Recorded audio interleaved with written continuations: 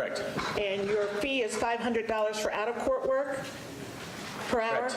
And $750 an hour for in-court testimony? Correct. And at this point, based upon your review of not just these 14, but the 25 medical records, the state has paid you thus far $10,000 for those reviews. That's right. Dr. Ely, in any way are you connected to Mount Carmel Health Systems? No, I'm not. And are you connected in any way to Trinity Health Systems? No, I am not. Thank you. And can I comment one more thing about your Certainly, question? sir. What else would you like The previous question.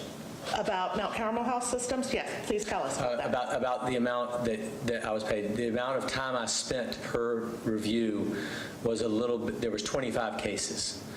And at $500 an hour, it takes a long time to review these cases. So I recognize that $10,000 might sound like a lot of money, but it's very labor intensive to go over all these records. Thank you, sir. I have no further questions, Your Honor. Ms. Menashe. Thank you.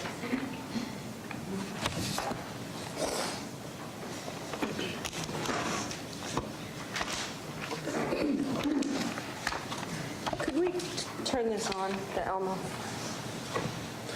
On the floor. Yep, give me just a second.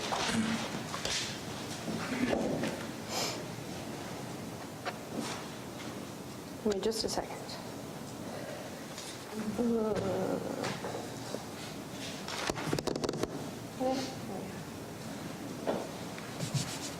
I don't.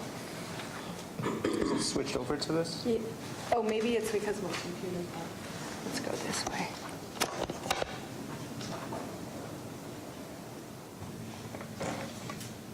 I'm hitting Lights it. are on and everything. All the lights are on, that's why I don't. Is it on your computer? No, I unplugged it. Okay. Okay, I'm going to take it down and bring it back up.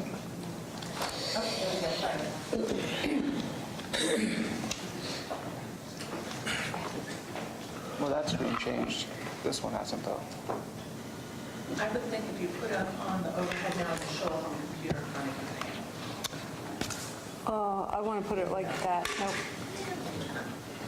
Okay. Well, hold on. This might do it. Oh, Hello. it's like, don't leave home without it. Good afternoon. Diane Menashe on behalf of Dr. William Husel. Nice to meet you. Nice to meet you. During your direct examination, you mentioned how many peer review articles and other publications you had written. I want to go through a number of articles that you've written, showing you what's been marked as Defendant's Exhibit. Sorry. 1 indicates letter to the editor, does it not? And the title is Death, Secular versus Faith-Based Considerations. And I'll take you to the last page. Does it appear that you authored that letter to the editor? Yes. Okay. I want to draw your attention here to this paragraph if we could. And again, this is a letter to the editor that you wrote, correct? Correct.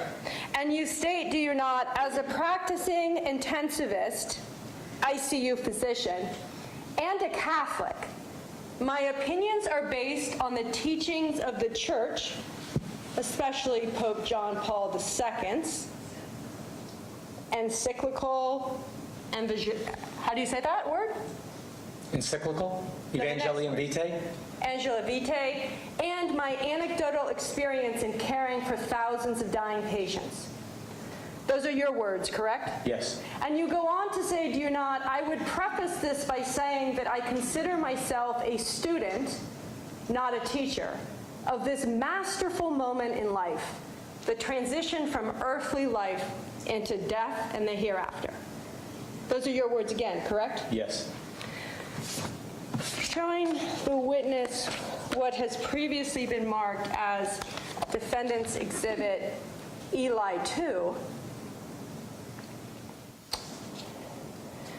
Does this picture and article look familiar to you, called A Swimming Pool in the ICU? Yes, I wrote it. And just to be clear, it indicates that this is authored by you June 17, 2016. Is that correct? Yes. And is that you in the tub? No. Okay. It's his son. It's the man's son. Okay. And where are you, if anywhere, in that picture? I'm not in that picture. Okay. This entire article that you wrote, is it not, is about giving a baptism in the ICU. Yes. And on page 2, as you're discussing this baptism that was given in an ICU, you write the following, do you not? A senior physician protested that the patient was on a ventilator and said he'd never seen a bedside baptism like this in 50 years of practice. And then you wrote, did you not? There are no shortage of opinions about whether this was appropriate, safe, or even possible. That's right. Those are your words. And here today, the state of Ohio is paying you $500 an hour or $750 an hour. Would you agree with me, Dr. Ely, to talk about what's appropriate, safe, or even possible? Yes. And just so I'm clear, this article that you wrote about a swimming pool in the ICU is talking about how you sanction this practice Yes. of having a bathtub in the ICU to baptize those that are palliative extubated? He wasn't extubated at the time. He was still had a tube down, but yes. So is it your preference then that the baptism happens while they're still on the bed? Well, it's completely up to the patient. And just as because you authored this article, I'm curious, if this is done in a hospital, who pays for this? It was voluntarily done in accordance with the patient's wishes. That wasn't my question. Who pays for that? There's all the nursing staff and everyone to be around in an ICU unit to have a bathtub so that someone could be baptized. Who pays for that? Do you know? Well, this particular incident was done at a Veterans Administration hospital, and so everybody in that picture is an employee of the government, and we consider it our job to do what the patient wants, their wishes. So if the patient asks for, in this case, we asked the patient, Dr. what's Eli. the matter with you? What do you want? And they said they want a baptism, so we provided it. But yet, that's an interesting thing. Let's talk about that. You do what the patient wants. That's what you just told this juror, right? But on your direct examination, you talked about instances where the family makes the decision, right, to end life support saving measures, and you, as a physician, think more can be done. Do you remember that testimony? I don't remember those being connected. Okay.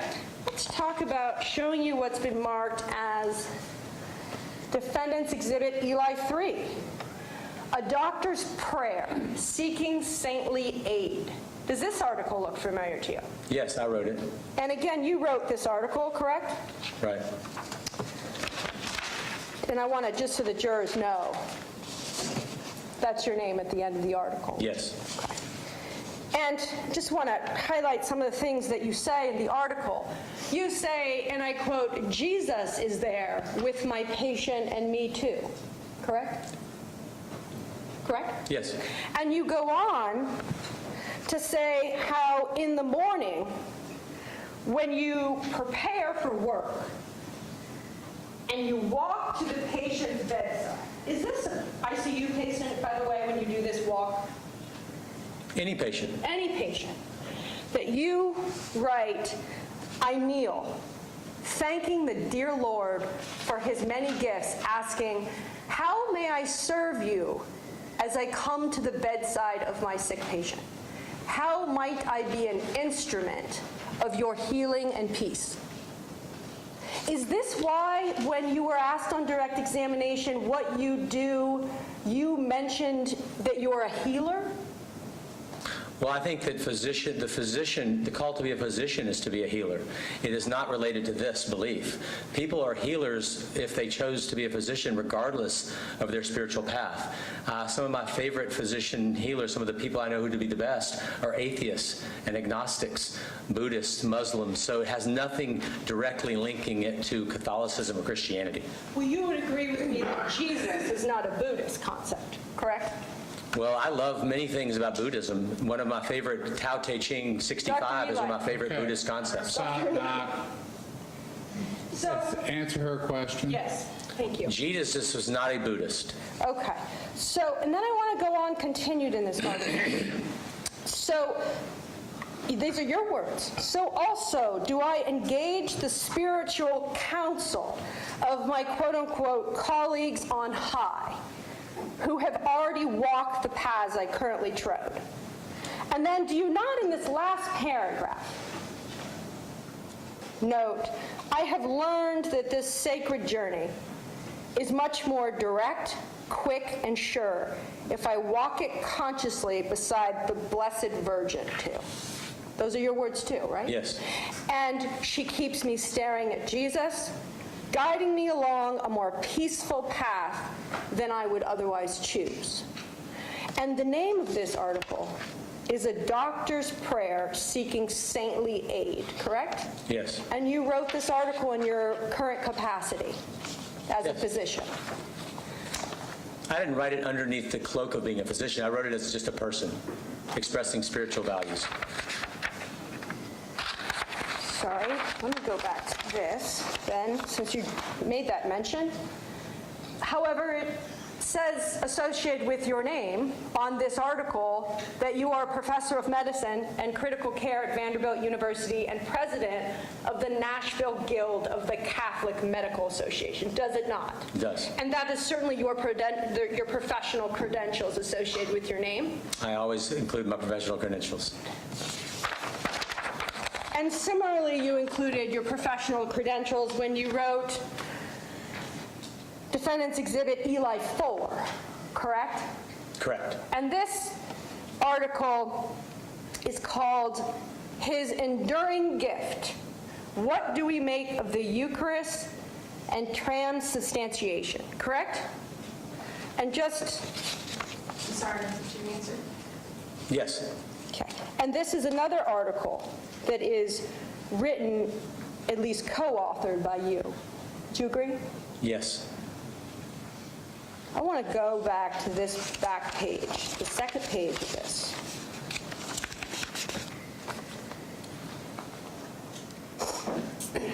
When you quote, do you not, Dr. Eli, the privilege of suffering? Yes. You do.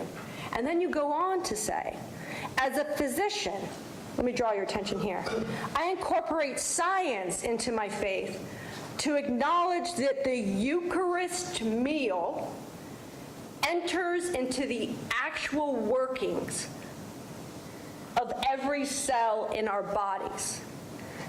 This potent reality must change life intrinsically, and even down to the most basic of events. Those are your own words, are they Yes. not?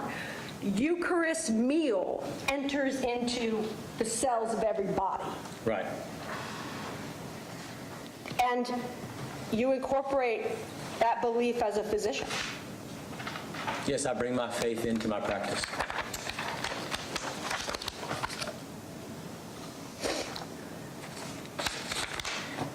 It was mentioned about the Nashville Guild, which is it a subsidiary or of the Catholic Medical Association, or is it an affiliate? What's the appropriate word for that? It's just a guild of there are many around the country, hundreds of them around the country. And you founded the Nashville Guild, which is associated with the Catholic Medical Association, correct? Correct. And on September 25th, 2019, during the Catholic Medical Association annual educational conference in Nashville, you spoke, did you not? Yes, I did.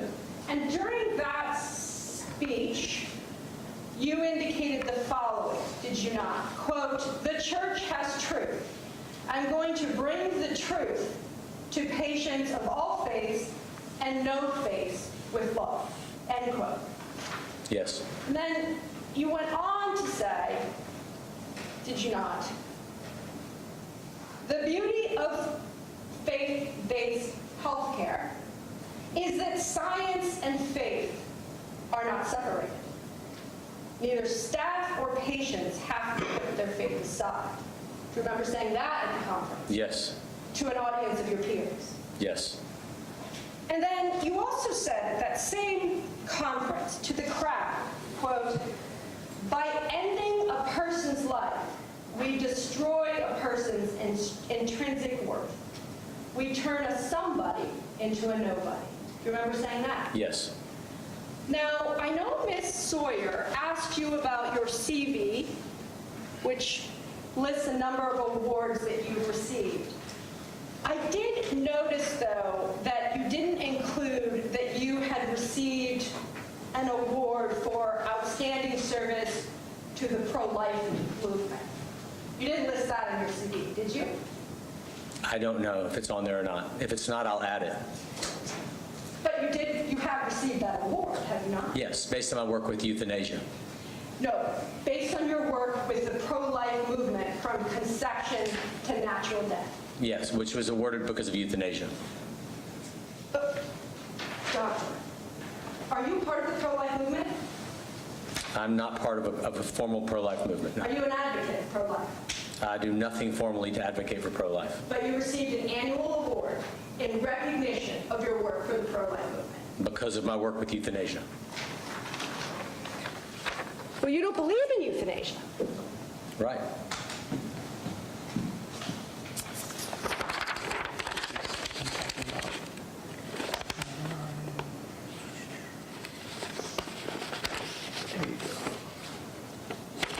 Okay. And then I want to go to this, showing you what's been marked as Defendant's Exhibit Eli 6. Now, admittedly, this is an article from the Dispatch, which is not authored by you, correct? Correct. But it is attached to your CV. I don't know. You don't know that you have actually attached this to your curriculum vitae? It's in my CV. Yes. If I was interviewed for the article, I would have included it in there. Okay.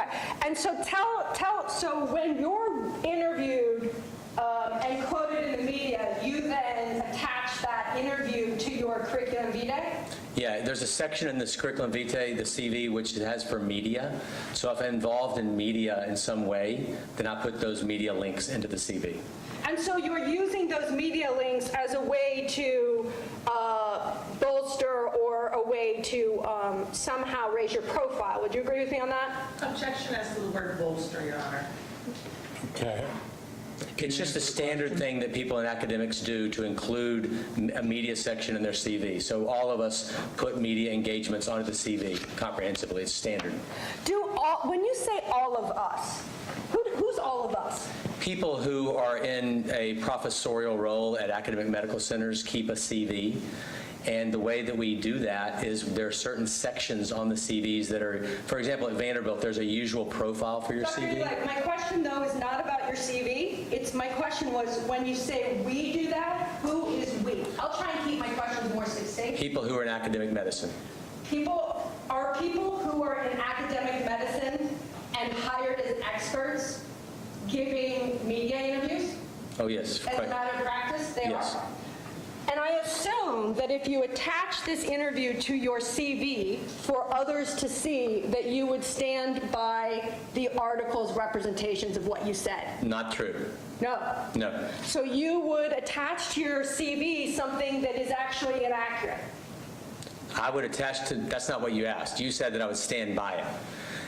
Because I put whatever I'm in the media for on the CV, regardless of if I think it's accurate or not, because it's just protocol for me to put my media engagements onto my CV. But there may be things in that article that I completely disagree with. Okay. But it would just be on your CV anyway. Correct. In other words, I don't pick and Okay, choose. now the question. showing you what's been marked as Defendant's Exhibit Eli 7. Do you recognize this? Yes, And right there, seems Yes. that you authored this? I did. Is it Sonnet 30, XXX, Yes, Love, Dignity, and Dying? yes, And in this article, do you not talk about a particular patient named Jessa? yes, And when you talk about Jessa in this published article, do you not talk about how some team members continue to view her quality of life as unacceptable and even, quote, hellish? Correct? yes, But despite your colleagues saying that she's suffering and she's in what could be described as hell, you go on to indicate that you begin to read her Psalms after asking Zach if she might like that. Well, what happened was that her No, husband... doctor, I'm just curious. Oh, I'm sorry. I'll just keep it Zach. You asked Zach, do you not, if Jessa would enjoy being read to, correct? Her husband. And then, is that correct? Yes, Yes. you do. And this is in your role as an ICU intensivist? You asked if she'd like to be read to? Yes, And then as an intensivist in an ICU unit, you read her Psalms. he told me what her favorite readings were, and he wanted me to read to her, so I did. And so you did. And then, as time went on, you indicated that Jessa had lifted us above the physical realities of our existence into something mystical. Mystical isn't a medical word, is it? No, And then you go on to say, do you not, I cannot explain it, and I almost do not even want to try. Let's just say that she gave us a private treasure, one I will always savor as a gift I never expected or deserved. And this is a woman that your team members in the ICU had described her situation as hellish. Correct? Yes or no? one team member, but the others disagreed with her, and I'm she sorry. herself disagreed. Dr. Eli, let me focus you. Does that appear to be team members plural or team members singular? Plural. Your words, right? Okay, do you have a copy that's not marked that we can attach Absolutely. Sorry. one and prime? We'll do that. Okay, Let's talk about the doctrine of double effect, because I'm showing you what's been marked as Defendant's Exhibit Eli 8. You recognize this? Yes, And this is another article that's at least co-published by you, correct? yes, And it's called Distinction Between Good Palliative Care and Attending Death. And I bring this article up because as I heard your direct examination, when you were asked about the definition of doctrine of double effect, you looked for a long time at the jury and you gave a bunch of examples about good outweighing bad, bad outweighing good. Do you remember that outweighing you used a number of times? yes, And outweigh, outweigh, outweigh was a word that you reiterated a number of times to this jury. Would you agree with me? yes, In this article, you write, do you not? We must always ask yourselves, quote, is everything we are providing, such as sedatives and narcotics, intended to comfort and ease suffering? If the answer is yes, any potential side effect, such as hypertension or respiratory suppression that may result in the shortening of life or ethically justifiable because of the rule of double effect, even if they may be foreseeable.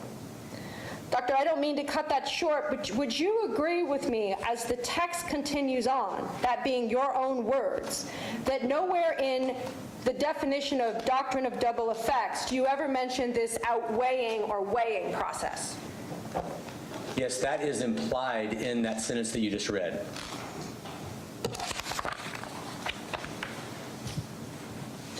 I remember on your direct examination, you mentioned a number of times that you are a member of the Society of Critical Care Medicine.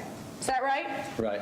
And that you have been regularly, repeatedly, a number of times throughout the world, been part of committees through that organization to work on guidelines. Do you remember that testimony? Yes. Showing you what's previously been marked as Defendant's Exhibit Eli 9. Do you recognize that? Yes. Fair to say it's a Society of Critical Care Medicine. It's the Standard Operating Procedure Manual. And I assume as a member of the Society of Critical Care Medicine and as someone that's on a committee to work on the guidelines, you've reviewed the procedures manual. I don't know this particular document. You're not familiar with the procedures of the organization? I did not author this document, and I cannot say that I'm familiar with this particular document, no. Okay, then I want to just turn to this page 8 of the document marked as Defendant's Exhibit Eli 9. Page 8 of the document. It appears there's a section called Expert Witness Rules. Would you agree with me? Yes. And the acronym for the Society of Critical Care Medicine is SCCM? Yes. Correct? Okay. And would you agree with me, second paragraph highlighted, guidelines panel members are discouraged from serving as expert witnesses in legal proceedings. An expert witness for the purposes of this manual is an individual who testifies at trial or gives sworn evidence in a case in which that individual is otherwise unaffiliated during that individual's term or for 1 year after publication of the guidelines. You are currently affiliated with this organization, correct? You indicated that. I'm not currently a member of this guideline committee at all. I haven't been for the past 5 years. Now my question, you're currently affiliated with this organization, are you not? With the SCCM, yes. Yes. And then it goes on to say that disclosure must be made to the organization, and the individual must declare that such testimony is not given on behalf of SCCM. But it's only on behalf of the guideline panel members. I'm not a guideline panel member. Okay, I want to just focus your attention right here.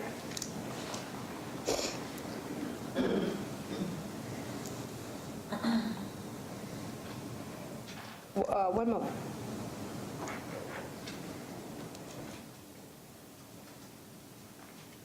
So when you testified on direct that you're part of this guideline committee, when was the last time you were part of a guideline committee? We published those guidelines in 2013, and I've not been on the guideline committee in the past 10 years. So it's 2022. So you actually, and I heard your testimony to say you were constantly on this guideline committee, but it's now your testimony that the last time you were on a guideline committee was 10 years ago. I said I've been repetitively on guideline committees for over many years, but the guidelines I talked about today were those of the SCCM that were published in 2013. And I came off of that guideline committee after we published that document, which is why I'm able to testify if necessary. I've never done it until today. It's my first ever time to testify in court is today. But I've not been on that guideline committee in a decade. Okay, and the decade is 2012? 2013. We published it in 2013. I'm going to talk to you, and this is a summary, Your Honor, and I have shown this to the state. You indicated a lot of issues with the pain scoring.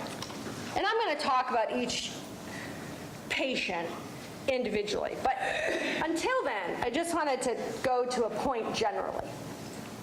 You indicated that pain scales of 10 were not possible. Remember that testimony?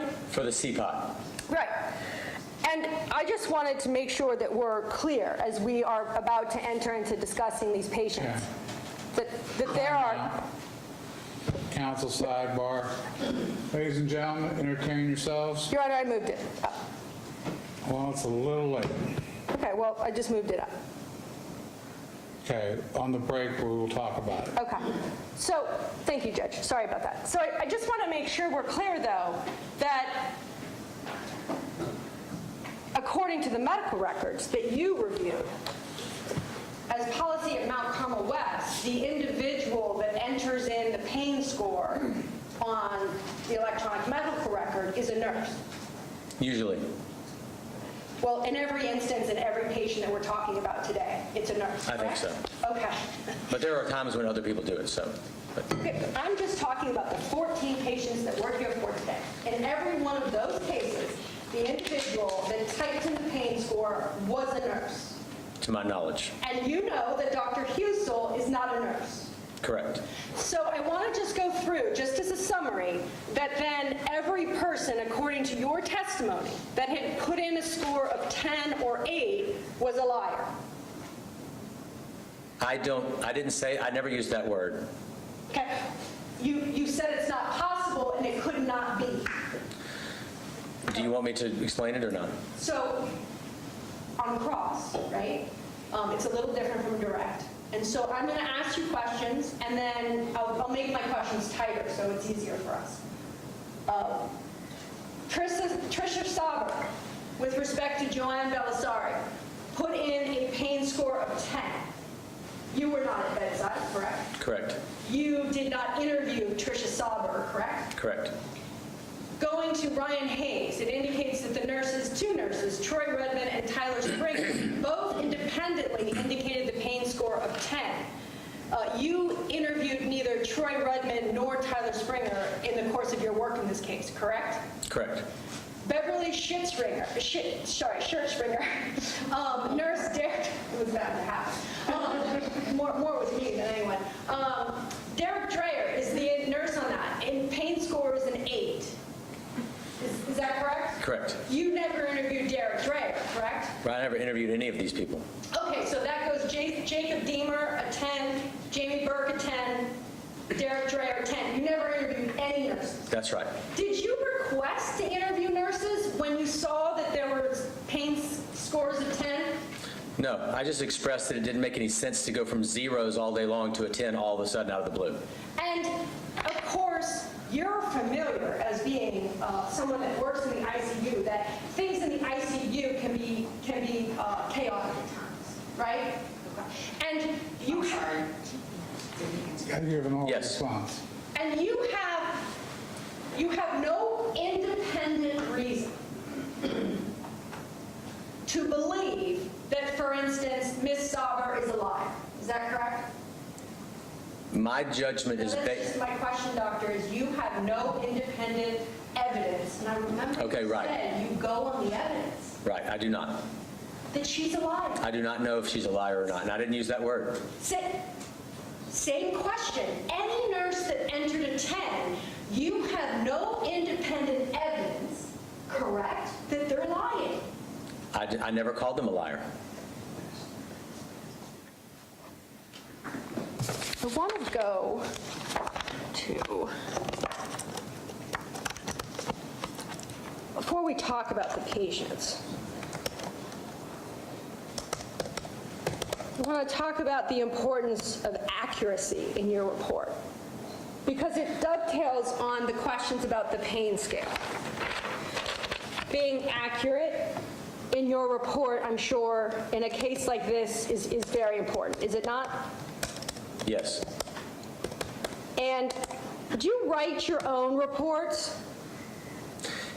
yes. Do you actually physically type them, or do you have I have somebody else type them. you have someone else type them? I'll usually dictate them. Okay. And then, but surely, in advance of You got no signal. giving a report over,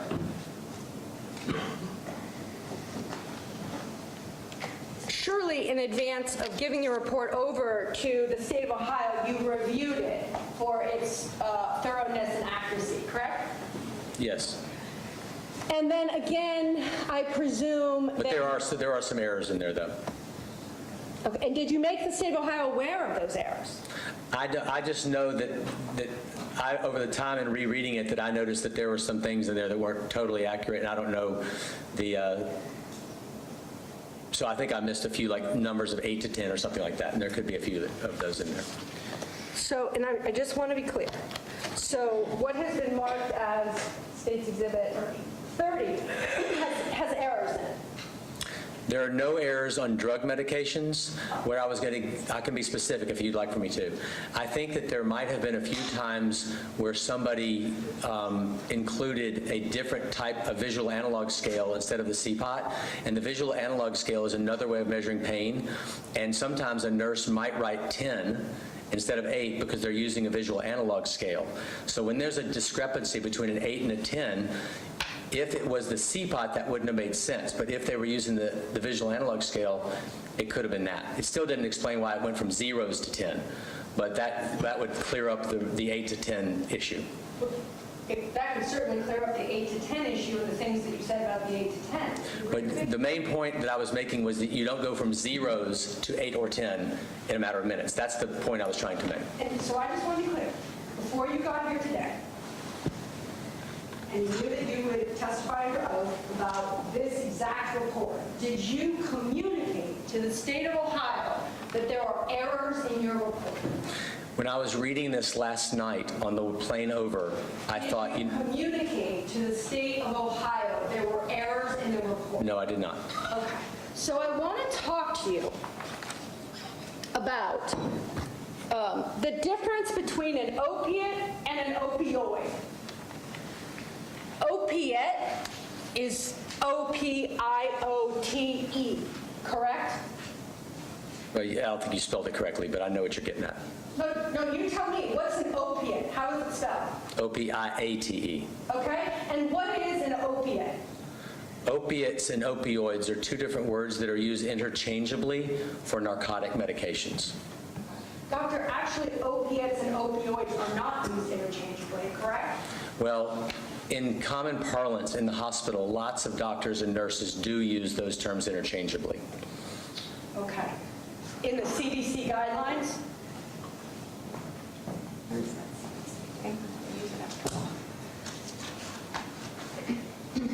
Thank you.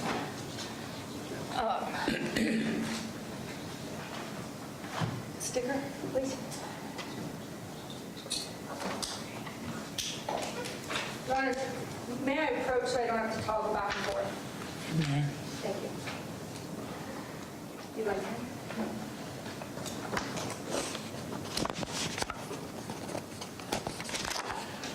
Just want to ask you some questions about your testimony that the words are used interchangeably. If I may approach, showing the witness what's been marked as the defendant's exhibit EUI 10. Just generally, Doctor, what's the title that appears on defendant's exhibit EUI 10? Guidelines for prescribing opioids for chronic pain? And that's issued by, it appears, the CDC? Correct. Does it say opiates and opioids, or does it just say It opioids? says opioids. And actually, if you could, the third sentence down with respect to, if I may approach, Your Honor? Opioid therapy?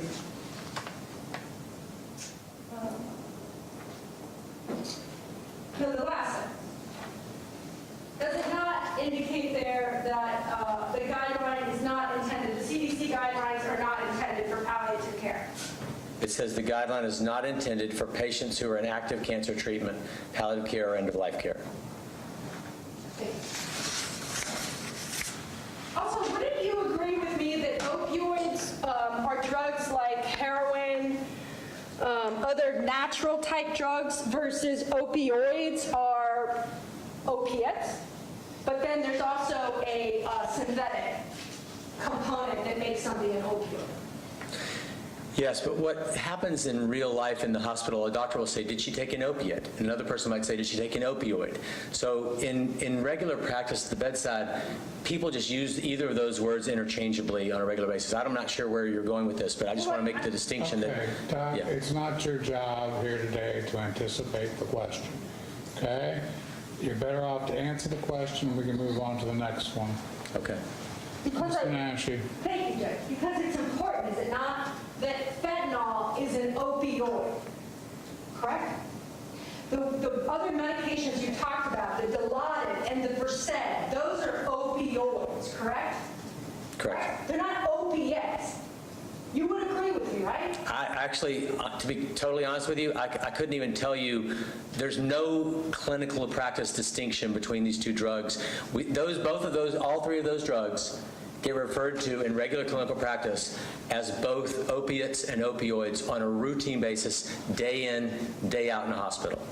It just happens. People don't make that distinction clinically, and there may be on paper some distinctions, but in regular practice, it's not one. Okay, so what I will do then is, as we go through the medical records, I will show you how every time in this case, the word opioid is used. But would it surprise you to know that in your report, you use the word opioid 0 number of times? That's kind of what I'm getting at. Wait, I want to spell it right. Okay, the question was, did you not use that word in your, I did. You use the word opioid in your report? Opiates. Oh, so you use the word opiates repeatedly throughout your report, do you not? Yes. You never use the word opiate. Right, correct. okay, let's slow down for a second. Poor Sam here's fingers about ready to blow. Fair enough. Okay? Yep. Are you caught up there, Sam? Remember, she's got to get this down. Yes. So going Let her back, finish the question, and then you answer. so going back to these issues of, Okay, you got to speak up. I can't hear what you're saying. and I just so we're clear, the report that you testified to today with respect to the 14 patients is 22 pages in length. Does that sound accurate? Yes. And I noticed on your direct examination that when you oftentimes gave opinions, you indicated to the jury that you gave opinions to a reasonable degree of medical certainty, correct? Correct. And you do so use that language because there is no 100% in medicine, correct? I used that phraseology because I was asked it by the trial jury, but yes. Oh, so the state of Ohio asked you to use that phrase? Well, today, when she asked me, is that to a degree of medical certainty? So I said yes, but I do agree with it. You would agree with me, just in your general understanding of science and medicine with your advanced degrees, that, like, for instance, even DNA isn't 100% certainty, correct? In the realm of infinite possibilities, DNA is as certain as you can get to 100%. But it's not 100%, right? Well, I don't think anything in life is really 100%. And you would agree, would you not, that experts with similar training, with similar qualifications, can have different opinions? I do agree with that. I'm going to go to issues with completeness. Now that we've talked about accuracy, I'm assuming that it was also important for you to make your report in this case complete Yes. and thorough. I think it was complete and thorough. And I know you mentioned the state is paying you $500 for out of court, and today you're receiving $750. That's right. I noticed on the first contract that you signed in March of 2019, there was no cap. Is that correct? I guess so. I don't remember. And the second contract you signed, though, recently with the attorneys at this council table has a cap of $30,000, correct? Yes, I think so. So tell me, in addition to the $10,000 that you have billed, how many hours have you spent reviewing the records in this case? It's all included in that. So in the $10,000, it includes all the review of the records. Right. I have no other time spent reviewing it. And the math on that, if I'm right, is 20 hours. Correct. And then included in that 20 hours is also the writing of your report, the dictation of your report. Right. Is also included in that $10,000 bill the time that you spent with the original prosecutors on this case, Ron O'Brien and/or Jimmy Lowe? That actually was the bill to them. I haven't billed anything to this team to my knowledge. Maybe I did, but I'm not sure. And I'll get to that second part of the work, but the first 10,000, did that 20 hours of work, we know it included reviewing all of this, it included dictating your report. Did it also include meeting with prosecutors Ron O'Brien and Jimmy Love? On one occasion, they came to Vanderbilt and we met for a few hours one day. And how many hours was that meeting? I think maybe like 4 hours. And I won't get into what was discussed, but did they bring with them at that 4-hour meeting any medical records? They did bring medical records. I'd already had some given to me. And when you say you had some given to you, how had those been provided? Mail. And were those records that you had been provided by mail, was that the only time in this case that you ever provided records by the state of Ohio? No, they have also emailed me medical records just recently, last week. Okay. And did you update your report then accordingly to indicate that you had received supplemental information? No, I did not. The report was already generated, and last week when I got the information sent to me again, which to my knowledge is just the same information over again, I did not update that report. Did you review them? Did you review what they sent you a week or so ago? I reviewed it to some degree. It was just very busy last week, so I didn't go back all the way through it. I reviewed my own report again, and medical literature is what I focused on, to see if there was any new medical literature giving us any evidence of high doses of fentanyl, and I couldn't find any. Well, they sent you those 3 articles, did they not? To review? Yes, and I read those. And those articles that they sent you didn't talk about any max dosages, did they? No, there's no mention of a max dose because technically, So, and Dr. Eli, actually, those 3 articles they sent you aren't even about palliative extubations, are they? those 3 were not about palliative extubation. And so the visit with Mr. O'Brien and Jimmy Lowe was for 4 hours. Do you remember the day of that visit? No, I do not. Do you remember the time of year I really don't. or the year? It was probably 2 years ago. So 2020? I'm sorry. I don't know the day. I don't know the year.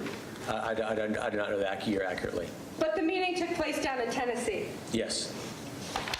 And I know I asked you about interviewing those nurses on the screen, but just to be clear, at no point in time have you ever interviewed any nurses with respect to these 14 patients, correct? That's right. Nor have you interviewed any attending physicians with respect to these patients. No, my opinions based today are on the records themselves. Right, or nor have you interviewed any treating GI docs or nephrologists or any other doctors that are noted in these medical records. I've not spoken to any of the clinicians. I went on the medical records. And is it fair to say that throughout the course of this case, you had the ability to email the prosecutors if you had questions or needed supplemental information? I could. I have their email addresses. Did you at any point in time email them and ask them for any audio interviews that the nurses might have given to the police? No, I consider it their responsibility to give me if they think there's something important. So I've not pursued any of those interviews. And so, have they ever mentioned to you the patient name of Tracy Young? I don't recall that name. Have they ever talked to you about a patient that actually received 2,500 micrograms of fentanyl over the course of time from Dr. Husel and lived for over 9 days? I do not know about that case, but that's not surprising because over a period of time, that happens on a routine basis. So someone could live on a routine basis after a palliative extubation for 9 days after receiving 2,500 micrograms of fentanyl? If the drug is given in multiple smaller doses over time. Let me be clear. Same answer, doctor, if the dosages were 500, 500, 1,000, and 500? It is in the realm of infinite possibilities. It is conceivable. It is highly unlikely, but it is possible. And we know it's conceivable. Well, the medical records speak for themselves, right? Everybody agree with me on that? Yes.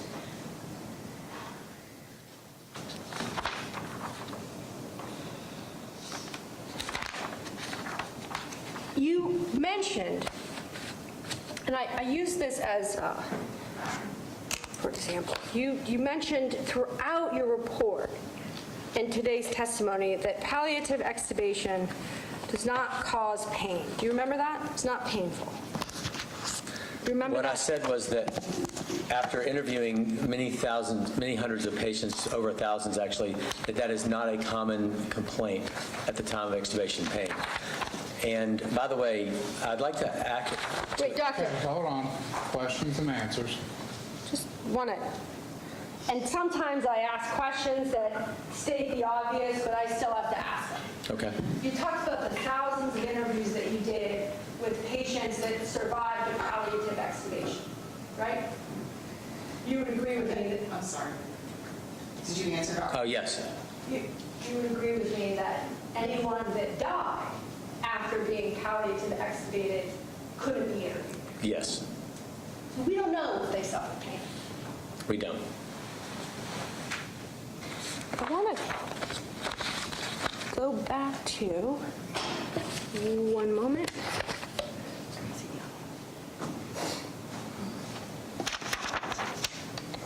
Right here. Yep. Thank you.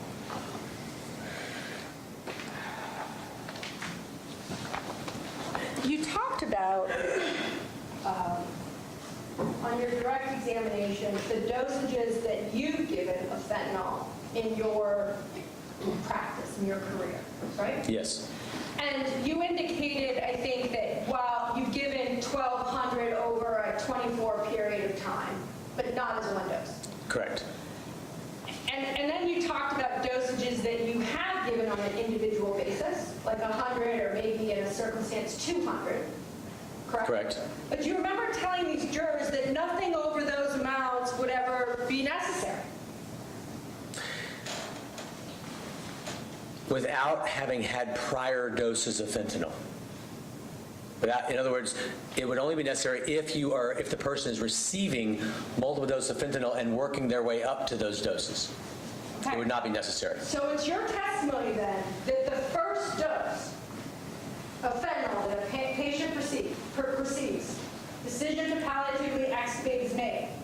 The first dose of fentanyl, 500 is never necessary. That's your testimony. I know of no cases where anyone has ever given as the first dose 500 of fentanyl unless the person has been already on these narcotic drugs. If they have been on those narcotic drugs, then that is absolutely possible, and there's no technical upper limit if the person had been receiving them over time, which was not the case in these 14 patients to my knowledge. Showing you what's been marked as, Okay. there's no option other than counsel-only documents. There's no other availability? no, we asked. Ladies and gentlemen, you disregard those words, counsel only. That's a logistics issue, okay?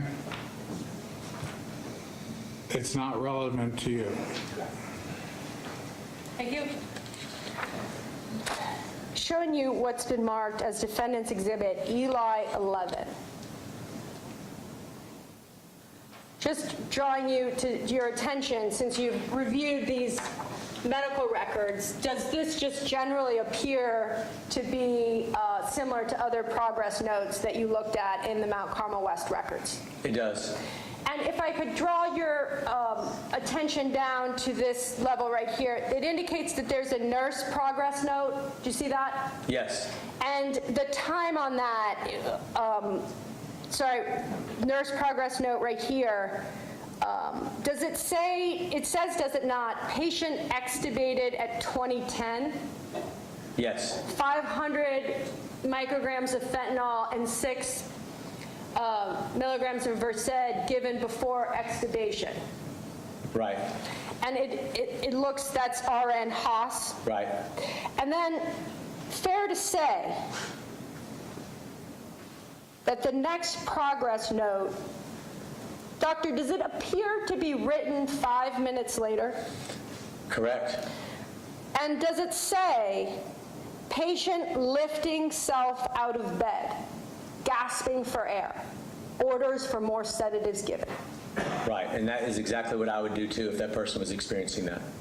So you would wait, so doctor, you would wait for the patient to lunge and No. gasp for air? If I saw them do that, I would, out of the desire to reduce their suffering, I would actually give that order for more sedation. And you recognize that 500 was given? Yes.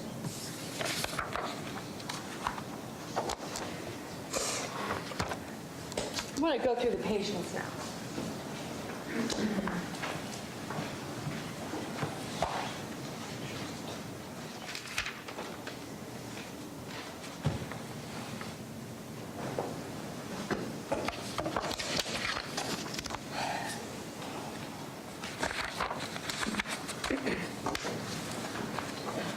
I'm just generally going to have your report up here, just in case there's any questions or you want to refer to it. But I'm going to go through each patient. Okay. Joanne Belisari. She gets to Mount Carmel on the 22nd of April, correct? Correct. And then 9 days later, on May 1st of 2015, she's transferred to the ICU and intubated. Is that right? Correct. And then a full week later, on May 8th, she's still intubated and in the ICU. Correct. Noted in paragraph 3 in your report that you noted the medical record that said she had active fixable respiratory issues. Do you see that? Yes. But isn't it true that not included in your report was page 260 of her medical record that read, quote, patient is on full vent support measures, including vasopressors and mechanical ventilation. Without such measures, she would not survive, end quote. That doesn't sound fixable, does it? The way that person worded that, no.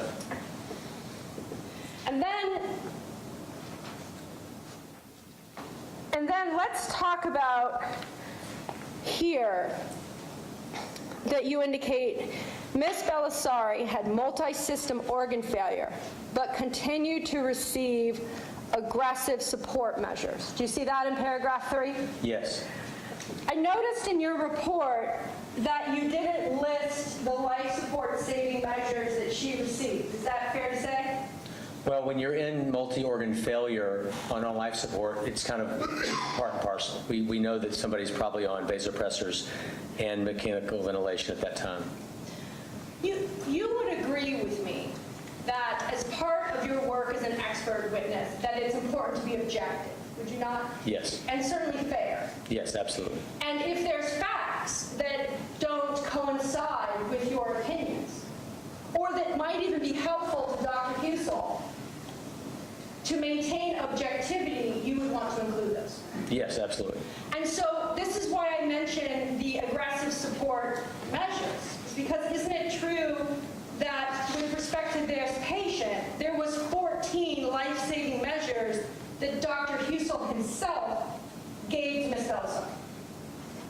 And that's absolutely fine, but the reason, the relevance here is that there was nothing in her clinical story that built up a case that would require 1,000 micrograms of fentanyl at the time of her extubation. So that's the main point. But Dr. Eli, I remember the prosecutor asking you about intent.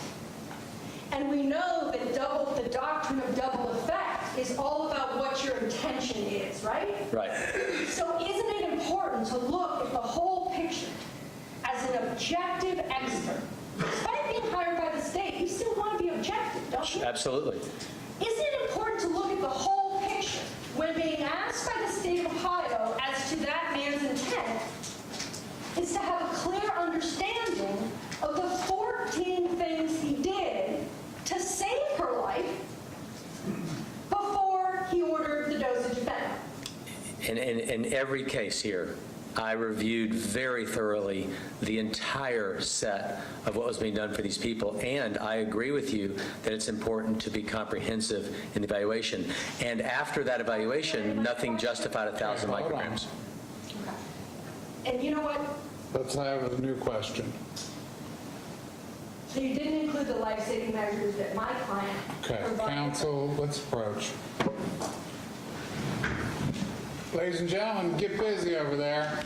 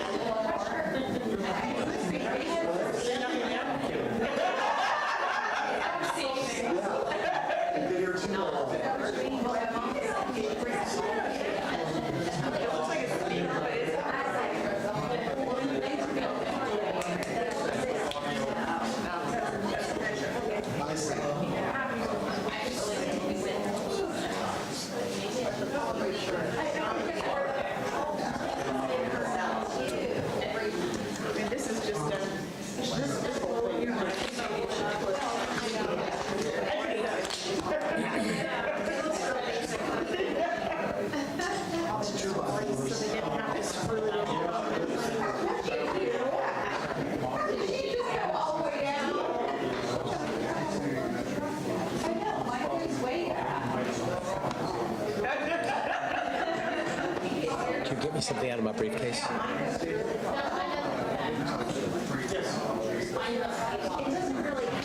Can you open my briefcase and get, there's an orange lumbar support pillow?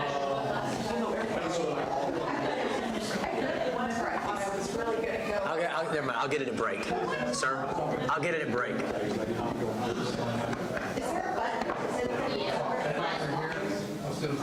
I'll get it at break. I'll get it at break. Which one is the right hand? This one is the, yeah, which one is the?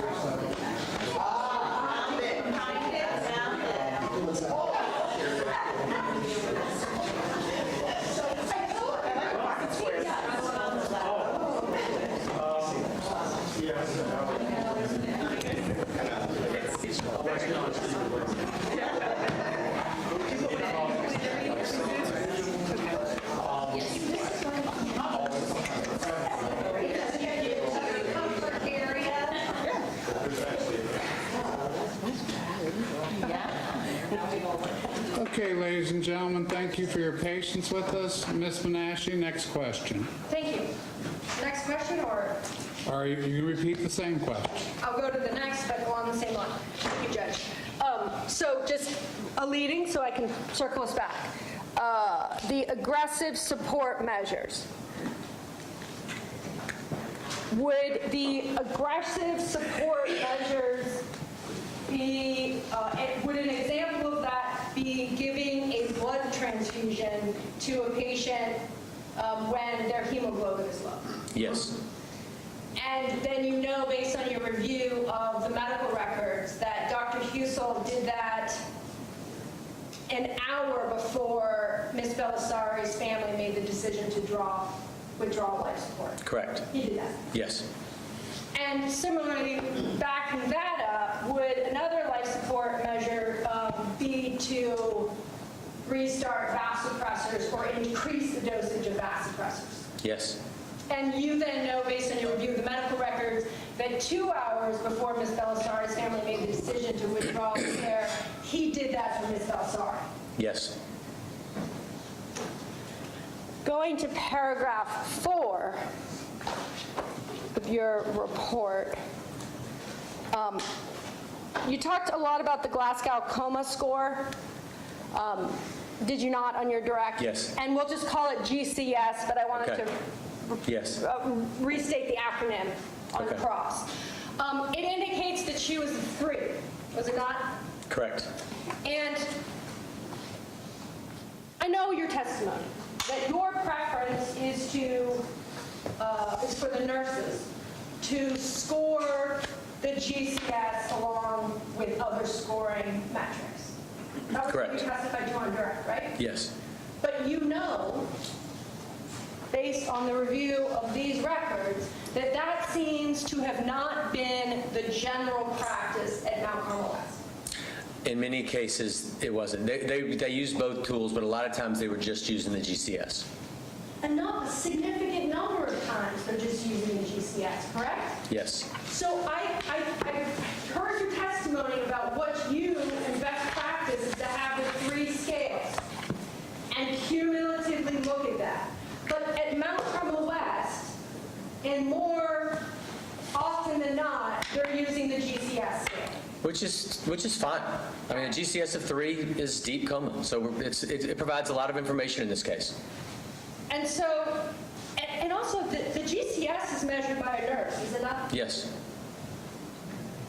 And in this case, she's noted a GCS of 3, and we know from your direct that that's the lowest score possible on a Correct. GCS. Like Yes. virtually no chance of surviving at a 3. No, that's not what that means. Because I can make you a GCS 3 by giving you medications and such. So the GCS of 3 doesn't mandate lack of survival or the duration of survival. We've had people with GCS of 3 live for 10 days to a month and then recover. But Dr. Hood, you do the scale so that you have a metric. Right. So that the nurse does the GCS, right? Right. So that when someone like Dr. Husel walks in or pulls the electronic medical record up, he understands where he is and where the patient is, Right. correct? So it's important. Yeah, absolutely. I'm supporting its use big time because it And- helps you know if you need more medication. In this case, it would indicate you don't. And the 3 is the basement. 3 is the basement. No more meds needed. And the 3 was in existence before the fentanyl was ordered, correct? Correct. The 3 was in existence before her family, As indicated by the medical records, decided to withdraw care, correct? Withdrawal support. Withdraw support. Right. Correct? And it's what indicates that she's not suffering to the degree that would require 1,000 micrograms of fentanyl.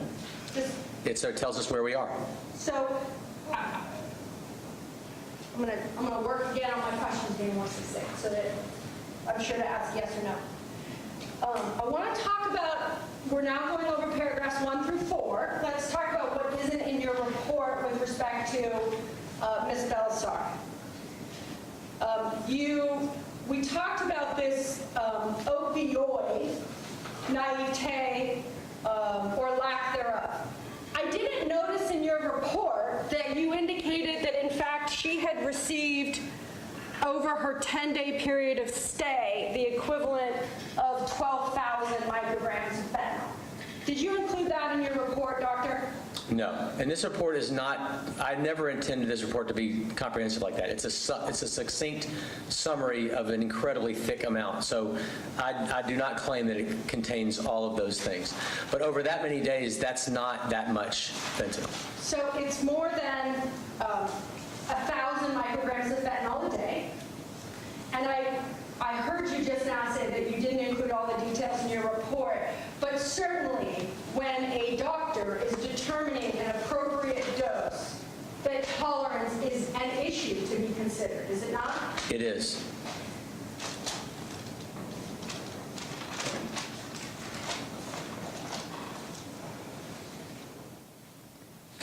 With respect to the time of death, you were asked as to every patient your opinion as to the cause of death.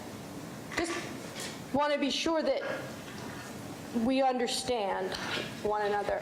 Based on your entire review of these medical records, right, you do not know as you sit here, but for the fentanyl, when Ms. Belisari would have died, correct? That's right.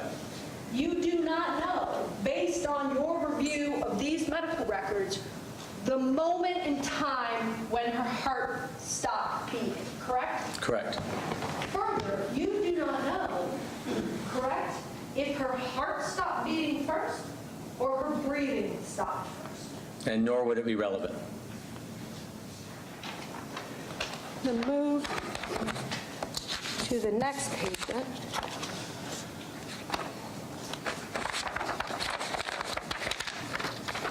Ryan Hayes.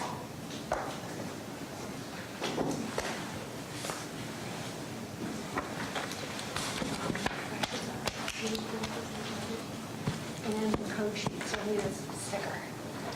Oops.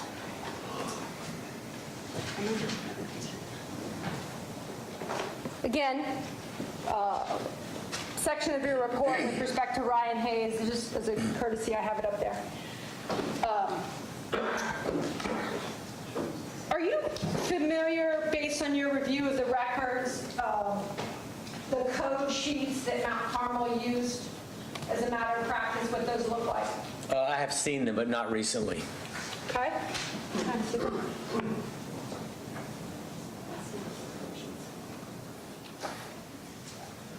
One moment.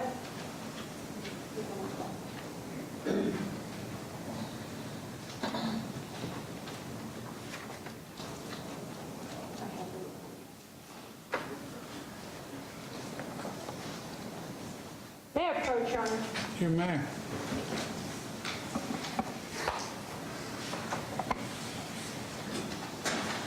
Attorney, what's been marked as defendant exhibit 12. If you could just click through those Okay, generally. hold on. Is it DFY 12? Eli 12? Which, what is it? You said defense 12. I just want to make sure it wasn't an Eli in there. You said defendants 12. I didn't hear Eli. Eli 12.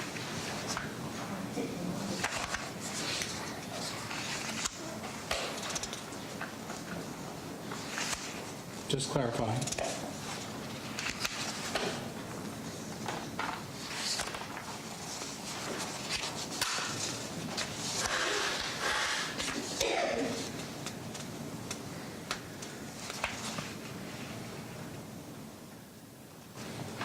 I think he's ready for you. Do those, based on your review of defendant Eli 12, do those appear to be code sheets belonging to Ryan Hayes? Yes. And do you agree with me, based on your review of the records in this case, that code sheets like the one that I'm showing to you are created internally when someone at Mount Carmel West is having cardiac arrest, Yes. is actively dying? Yes. And you would agree with me, would you not, that there's even a box at the top of the code sheet that indicates whether they survived or died? Correct. And for purposes of the record, the patient on this code sheet appears to be whom? See what? Where my pen is, the patient? Is Ryan Hayes. Okay. Fair to say, Dr. Eli, and I'm happy to put your report back up, But in your report, Yeah, put it back up just for a second, if you will. your report? Yes, please. Sure, of course. If you're going to ask me about it. Sure. You do not include the dates or times or the information with respect to the code sheets. Yeah, I did not. I mentioned that he had come in, yeah, correct. So, but you would agree, would you not, that when you're making statements about which patients can live and which patients can die, it's important to have a better understanding how many times a patient has actually been actively dying and been saved? Do you agree that's important information? Yes, I do, and I absolutely factor that into my thoughts about the cause of death.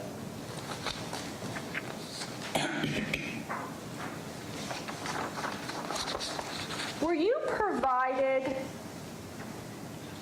the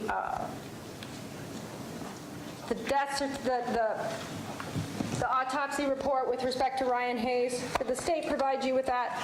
I do not recall seeing his autopsy report. Would that have been something important for you to review when coming to your conclusions with respect to Ryan Hayes? No, not really. And I mean, tell me, circling back to that completeness question, tell me why it wouldn't have been important to review the autopsy report. Because the autopsy report won't tell me the effect of a medication on stopping somebody breathing. There's nothing in the autopsy report. And this patient already has brain damage from being found down from a drug overdose. The key factor here was that because of what had already happened to him, there was no medical indication to receive 1,000 micrograms of fentanyl, 10 milligrams of hydromorphone, and 10 of midazolam. And the autopsy report gives me no help with determining the inappropriateness of those medications. Okay. But then tell me if that's your same answer after we talk about Narcan. Because in your report on paragraph 1, you indicate, do you not, that he's given Narcan. Let me find the exact sentence, sorry. Was administered Narcan. Do you see that? Yes. And the way that you present it in this report is that he was given Narcan nasally. Okay, yes. That's correct, isn't it? I think so. However, the medical records indicate that he was given Narcan at the hospital through an IV. Okay. Well, you would agree with me, would you not, that Narcan through the nose, when administered, leaves my system in 6 hours, right? Yes, yes. And we know that Narcan stops the effects of something like fentanyl. It's attempted to, but it's actually not as effective against fentanyl as it is other drugs. Okay, well, just EMS arrives on the scene and there's an overdosed individual. Drug unknown. Common practice that you surely know as an ICU physician is for EMS or medical personnel to give an injection of Narcan, right? Yes. To try and save their life. Yeah. To stop the effects of whatever drug that's inside their body from killing them, right? Yes. Lifespan of Narcan in the nose is 6 hours, right? Generally. Narcan through an IV, 72 hours, correct? Correct. And you know from the Ryan Hayes records that he got Narcan through an IV at the hospital, right? Correct. So when you said on direct that there was no indication from the medical record that the dosage that was given was appropriate, you didn't even take into account that in Ryan Hayes' system, when the fentanyl is being ordered, Narcan is still active in his system. It is, but the reason that there's no indication for the high dose has nothing to do with Narcan. It has to do with his clinical circumstances. He's not exhibiting signs of suffering that would necessitate those drugs. Hold on, stop. Next question. I want to make sure to show you so there's no misunderstanding. Okay.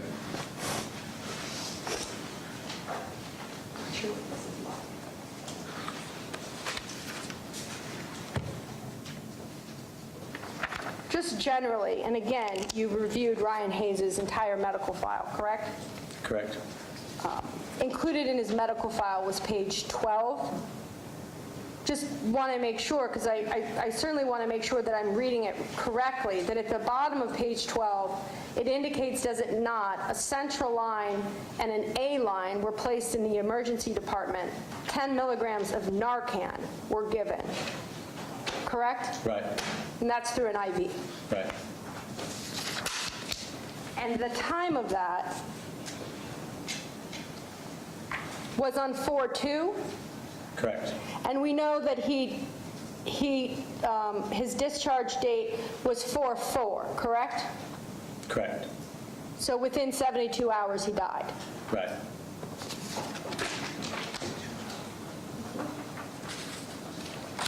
For the record, Sam, what I There would be just, no active ongoing Okay, Narcan. hold on, stop.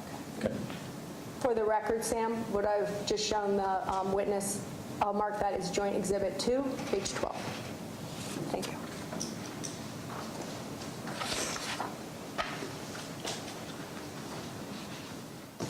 I'll put Ryan Hayes back up there.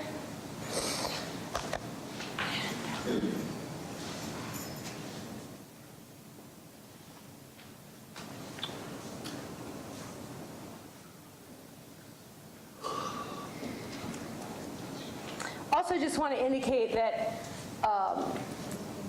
in your report, you say that the tox screen was negative. Do you not? Yes. Okay. And that's actually not accurate. The urine screen was negative, but the tox screen was positive, correct? You have to tell me. If I made a mistake, please correct me. Okay. And that would be important Yeah. to know? Well, I think we're going to treat him as a narcotic overdose, whether it's positive or negative, because fentanyl oftentimes doesn't show up on the report. But yeah, go ahead, please correct me if I was wrong. Well, and you say that you would treat him as an overdose anyway, because you know that he came in as an overdose.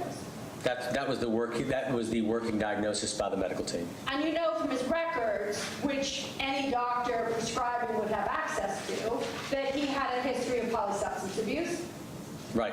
and that he had been in, it's even in the medical records, was it not, that he had been in jail for using drugs. Right. It brings me to this point. On direct, you were talking about how many people in today's culture are overdosing from fentanyl. I want to be clear. There is a definition. There's a difference between fentanyl on the streets, right, that is killing people, and the fentanyl that is medically being prescribed within hospitals. Well, correct that the synthetics could have variations. That's right. They're not the same drug, correct? They're kissing cousins. Okay. Kissing cousins are still different cousins, though, right? And what's carfentanil? A metabolic byproduct? Different from fentanyl. Yes. And carfentanil is something that might show up in a toxicology report. Yes. And what's ethanol? Alcohol? And ethanol is something that might show up in a toxicology report, correct? Right. And morphine would be the same, would show up in a tox report? Yes. And I know you talked about, with respect to Ryan Hayes, that, quote, quite possibly had received an anoxic brain injury Right. because he was found unresponsive, right? Correct.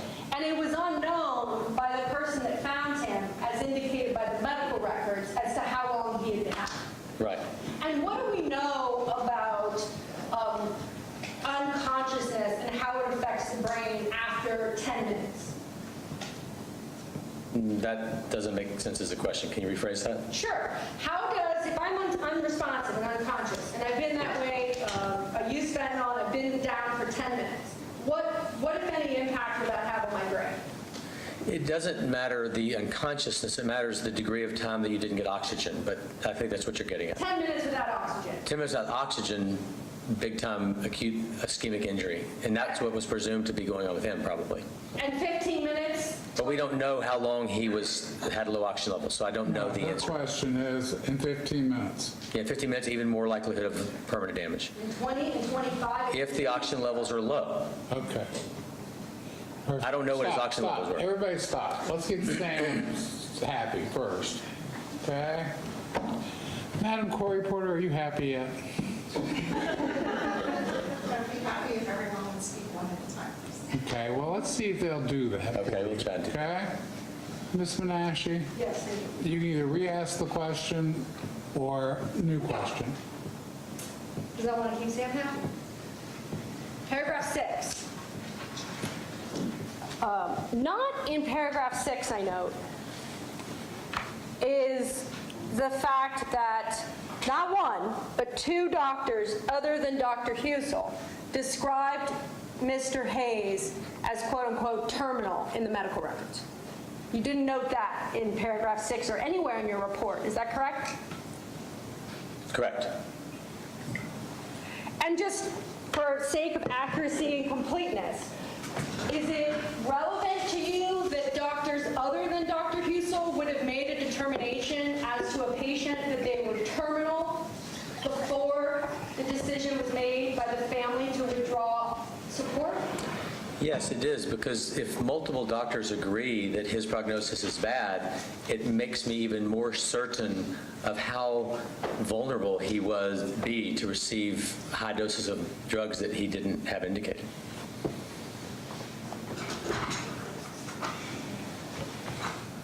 Circling back to that question I asked you about carfentanil. You've talked about the equivalent of morphine and fentanyl. What's the equivalent, if you know, of carfentanil and fentanyl? I do not know that. You don't know how much stronger or weaker carfentanil is? I do not.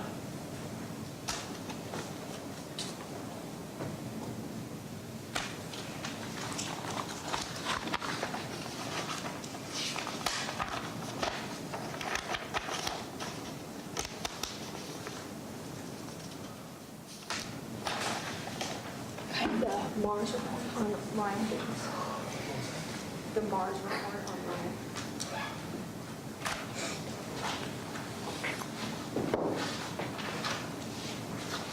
During your testimony about Ryan Hayes, you talked about the dose amounts, and those are included in your report, are they not?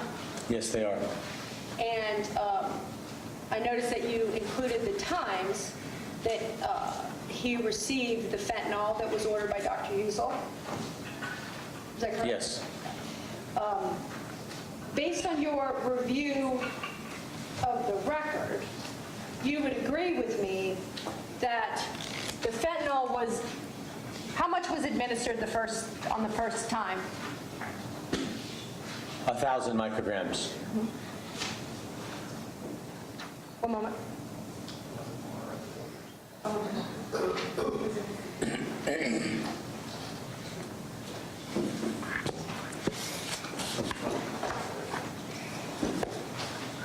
you want me to take a break? I said it's 45, we can take a break now. Would you like a break? You guys want a break? They want a break. Okay, we're gonna take 15 minutes. Okay? Remember the admonition? David, call them up. All rise. Have a wonderful break, guys.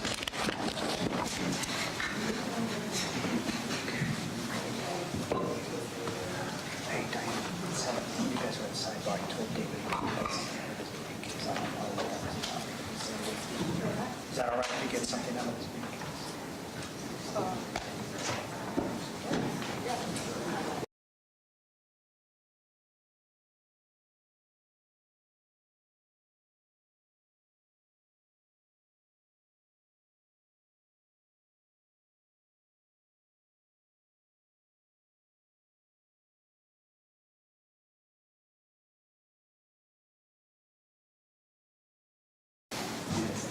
Same instructions as before. Okay, thank you, Judge. Okay? Hey, Judge, Yes? on the break, he indicated to the bailiff that he wanted to get something out of his briefcase. I didn't make any further inquiries. He said he was going to wait till the break. I didn't know if you wanted to inquire with the witness. Who wants to get something out of it? Yeah, you can do that. That's fine. That's remedial. I can live with that.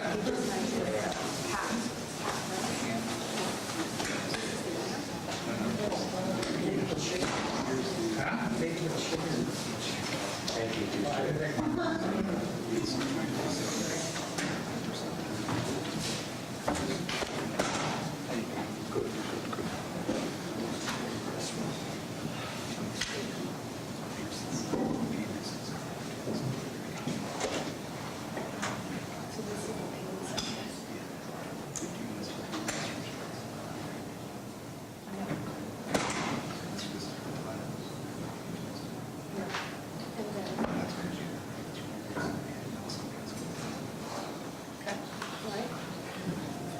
All right.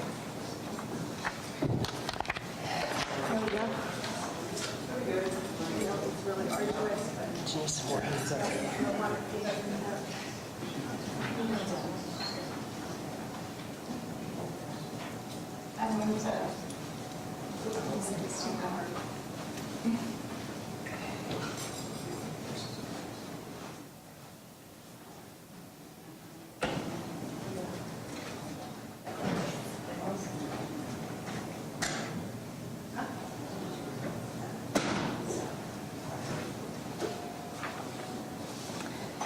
Okay, there's Joanne Bill, sorry, I need to get it off my desk when I do it.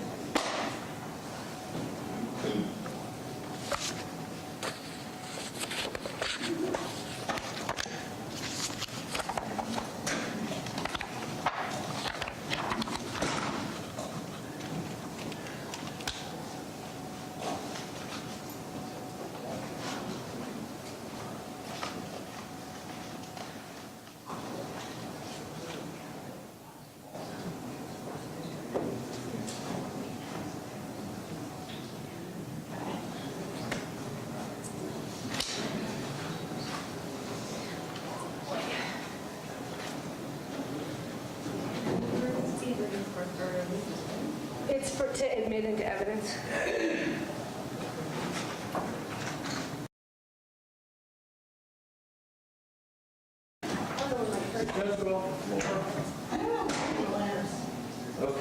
Sorry, Linda. I have a bottle of water.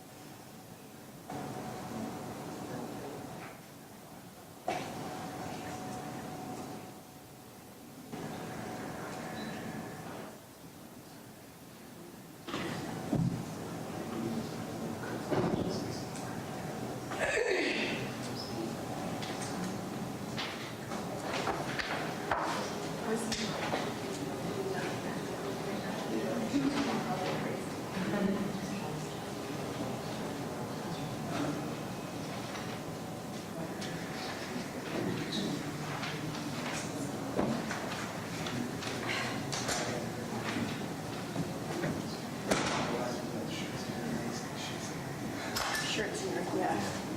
Better do this. Okay. She has a lot of procedures. She does codes. I need a sticker for the code on Beverly.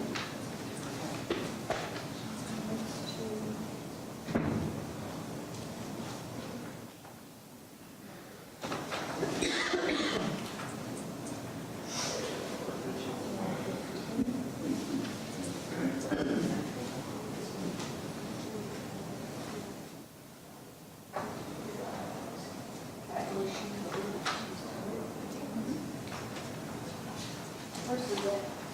Which way do you go? I don't know. I think so. I think he went back there to come back.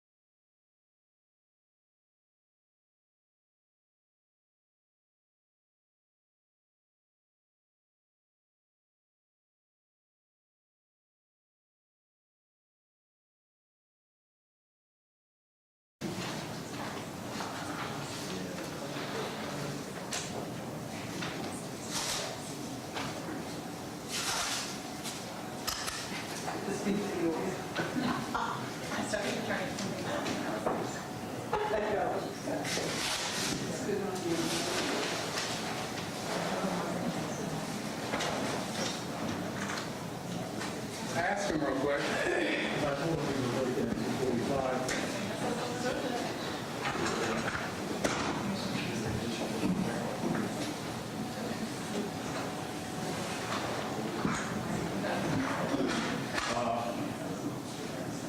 What is your preference? I'm guessing, well, a lot of times I walk in with He's available right now if you want to take a couple minutes. okay, because we walk in together usually about 7.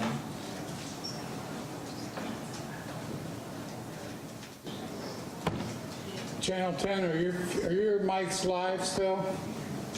I see the camera up in the air. Yeah, it's plugged in behind you. Is it still live? Are they able to hear what we say on the stream? Yeah, it's still on. Okay. Audio? All right, I can't. Audio is? So they're getting a picture of the ceiling, I know there is. Yeah, There's the court. but they still don't hear what's said. it's still on. You can try to turn it off. It's whatever comes through here. There's key stuff, that's the court's camera. That one's where the court's being done. Yeah,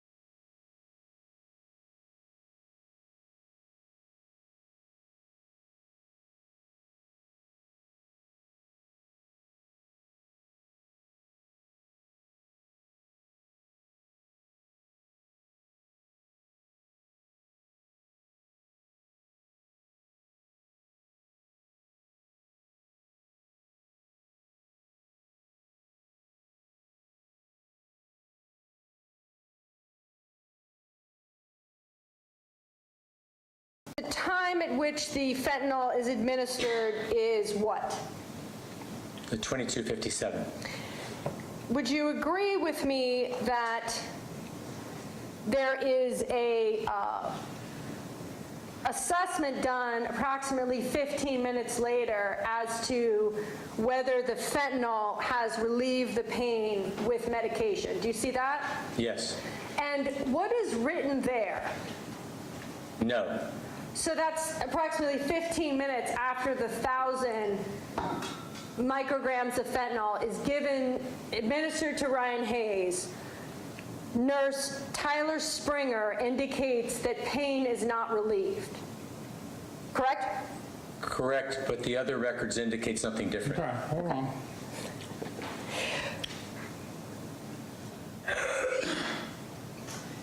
Doctor, let's take it into your work in the ICU.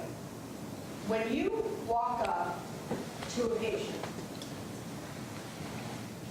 do you want to know 20% about that patient, or 60%, or if possible, would you like to know 100%? All of it. Okay, so that's why I'm asking you about the MARS. That was in the records you reviewed, correct? Right, but they don't make sense in accordance with the rest of the documentation. That's why I want to know the 100%. I got to have the whole picture. You don't, And again, maybe I should ask this for every patient.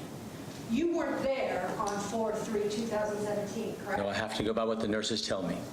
And so I want to talk about what the nurses are saying and telling you through the medical information they entered into the MARS.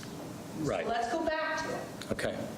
Because wouldn't you agree that when a nurse enters in information, that nurse is speaking through that medical entry? Yes. So what Tyler Springer is telling you as to 4/3/2007 is that the 1,000 micrograms of fentanyl did not relieve the medication. That's what Tyler Springer is saying, correct? That's what's documented there, but the rest of the records don't support that. And then, next page, Tyler Springer has also indicated, has he not, there's another assessment for the Dilaudid, separate assessment. Would you agree with me on that? Right. And as to whether the Dilaudid has relieved the pain, it is indicated in the medical record the answer of no. Unfortunately.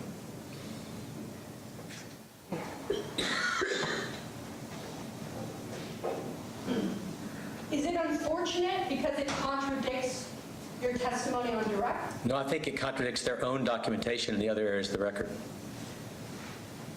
In the ICU where you work, when a nurse, independent of you, goes to a machine, a monitor, and puts information to an EMR, right, electronic medical record, do you come from a place of distrust with your nurses, or do you come from a place of trust? A place of seeking the truth. And that's seeking the truth. Yes. So let's go here. You would agree that it indicates that it says a no as to whether the pain was relieved, correct? That's what the paper says. Okay. And it was after those notations made by nurses, a nurse, that the additional 1,000 micrograms was ordered. Is that correct? Correct. And noted there, when the second 1,000 is ordered, is that the pain score is a 10. Would you agree with me on that? Yes. And again, the 10 is reiterated, correct? Yes.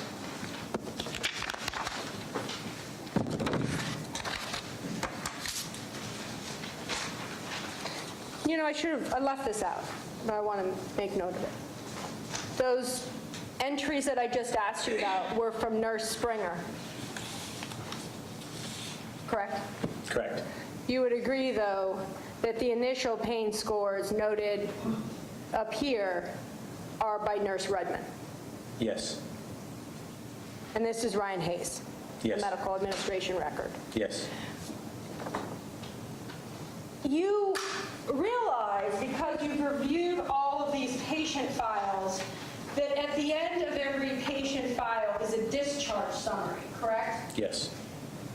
And the discharge summary is done by the attending physician for every one of these 14 patients. Yes. And fair to say that Dr. Husel was not the attending physician for any one of these patients. That's right. And in your practice and experience, fair to say that the attending physician in its discharge summary reviews and summarizes what has happened to the patient before the expiration of their life. That's the ideal. That's what you're hoping happens. And then they sign off on the discharge summary. Yes.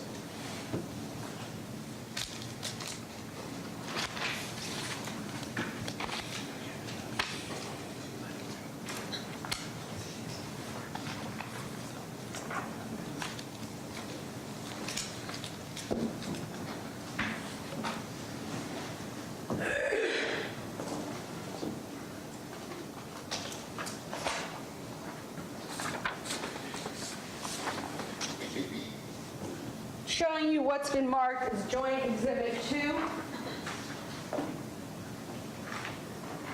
Page 9.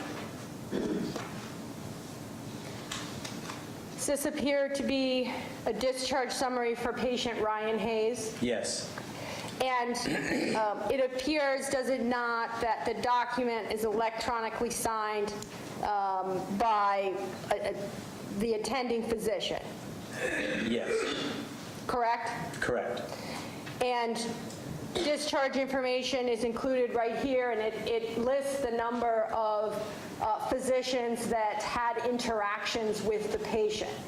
Correct. And if we could, the final diagnosis is listed, and then a brief summary. Would you agree with me on that? Yes. And the time of when the person expired is included at the very end. Right. I know I asked you about whether you had an opportunity to review the autopsy report as to Ryan Hayes. I forgot to mention, an autopsy report is done by a forensic pathologist. Yes. And based on your experience and training, part of a forensic pathologist's job, is it not, is to perform an autopsy and, if possible, determine the cause of death. Correct. But Okay. You answered the question. And just so I'm clear, you were never provided the autopsy report with respect to Ryan Hayes in this case from the forensic pathologist. That's right. Different question, were you provided the death certificate with respect to Ryan Hayes as the cause of death? I believe I was, and I realized that it wouldn't say fentanyl overdose. Okay, let me show you the death certificate.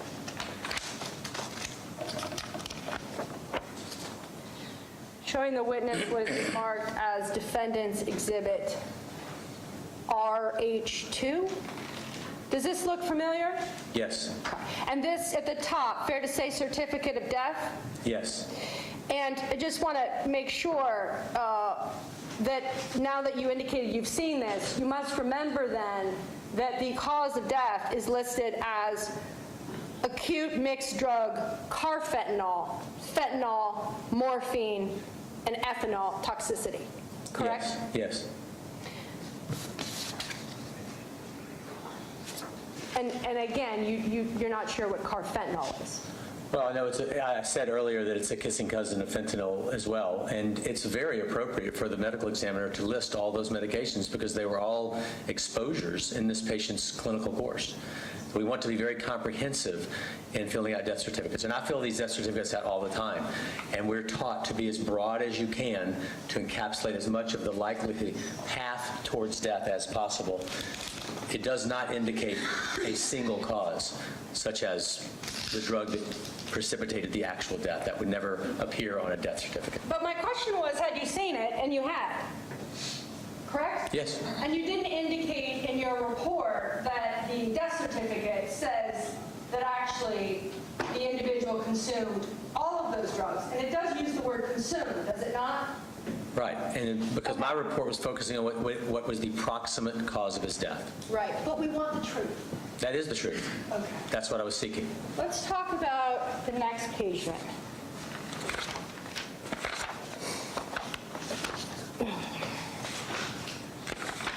Beverly Schertzringer.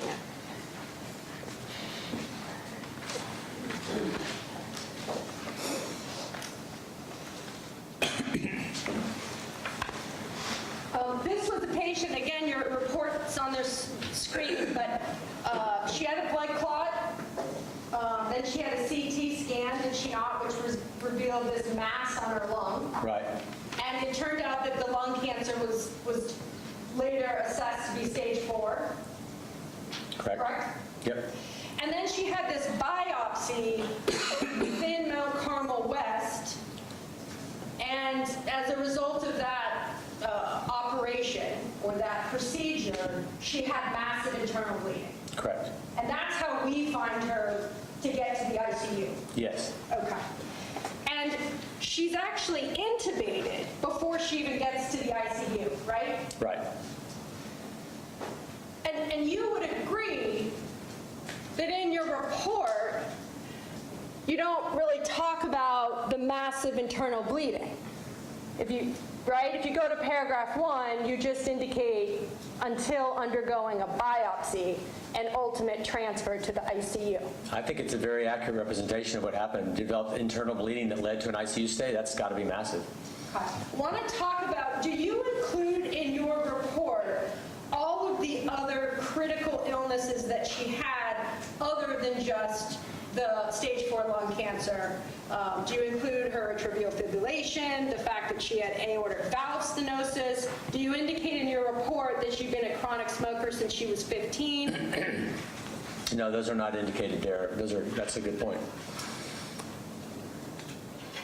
But based on your review of the record, you would have to agree with me that those issues included, and also kidney failure, that she doesn't come to Mount Carmel West in 17 as a healthy individual. I think you're making a great point. Yeah, she's even more vulnerable than the report indicates. In paragraph 2, you indicate the patient initially received fluids, but no other curative treatments were performed or initiated. Do you see that? Yes. Okay. And in your report with respect to Ms. Belisari, you used the term aggressive support measures. Here you're using curative treatments. What's the difference? Aggressive support just means that I'm willing to take on things like a ventilator or vasopressors, antibiotics, that sort of thing. A curative procedure would be something, as in the case of a cancer, where we actually either get surgery to remove the cancer or some form of chemotherapy, et cetera. Of course, she couldn't have had any of that. It's not negligent that she didn't get it. I was just including it in the report. And the main reason I included it was because that was still on the horizon for her. You would agree with me that after getting vasopressors 3 times, her blood pressure was 38/21. Correct? Correct. Tell me, well, tell the jurors, when my blood pressure is at 38/21, what's my state? She is in shock, and in addition to that, it indicates she was in no distress at this time. That's not my question. I didn't know my finger would do that, sorry. No distress, heart rate, respiratory vitals, not an issue. So she actually was having vital sign issues with the low blood pressure, and I was trying to calculate whether or not she clinically would require those high doses of fentanyl, Okay. because she was a vulnerable patient. I don't know if you can remove those blue dots, but sorry. I'm going to take ownership of this again. Please ask me more 16 questions, because my questions are different from those that were asked for P1 direct. Okay. Because I'm asking you, my blood pressure, Diane Menashe, is 38/21. What's my state? You're in shock. Tell me where, and near death. Anybody in shock is at risk for death. Tell me where in this report do you include 38/21? It's not included. But yet you say she hasn't received chemo as a curative measure or had surgery on the tumor. Right. 38/21, I'm not surviving. Oh, no, people, no, you're not going to do the surgery then. The idea is, could she, if we get her out of the shock, undergo subsequent therapy to give her months to live with her family? And then you testified, and I noted it down, wrote it down, that she was opioid naive, and it's indicated in your report as opiate, but I'm just going to go to opioid. Tramadol is an opioid, right? And Non-opioid. it's a non-opioid. Tramadol is, well, why do you ask? Well, no, you don't get that. Okay. You want to catch your flight? Yeah, good point. Let's answer her question. Because she took, here's my question, and not an answer. You reviewed the records, and so you know that she was regularly taking Tramadol. Yes. Right? Yes. But you testified to this jury that she's opiate naive. So corrected, thank you.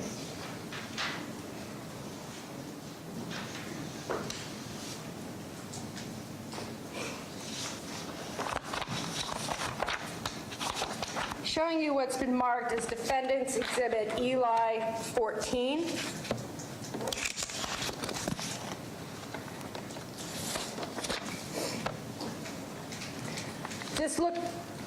Does this look familiar? Let me try and clear that. Touch the bottom left-hand corner, that'll get rid of those, of the Screen above you. itself. No, no. Up here. No, I got it. screen. Oh, okay, got it. Yep, as we learn. Okay, thank you. Showing you what's been marked as Defendant's Exhibit Eli 14. Tell the jury what patient this code sheet appears to belong to. This is Beverly Schertzinger. And again, this is a code sheet, is it not? Yes, documenting that she's in PEA. Code sheet, cardiac arrest, actively dying, correct? Yes. And it indicates up here that she survived this incident when she coded, is that right? Right, you can see ROSC below PEA. And I just want to draw your attention, does it appear that this column is the time of the arrest? Yes. Okay. And the physician's signature, does it not indicate William Husel?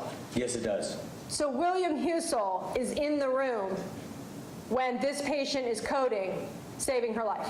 Yes.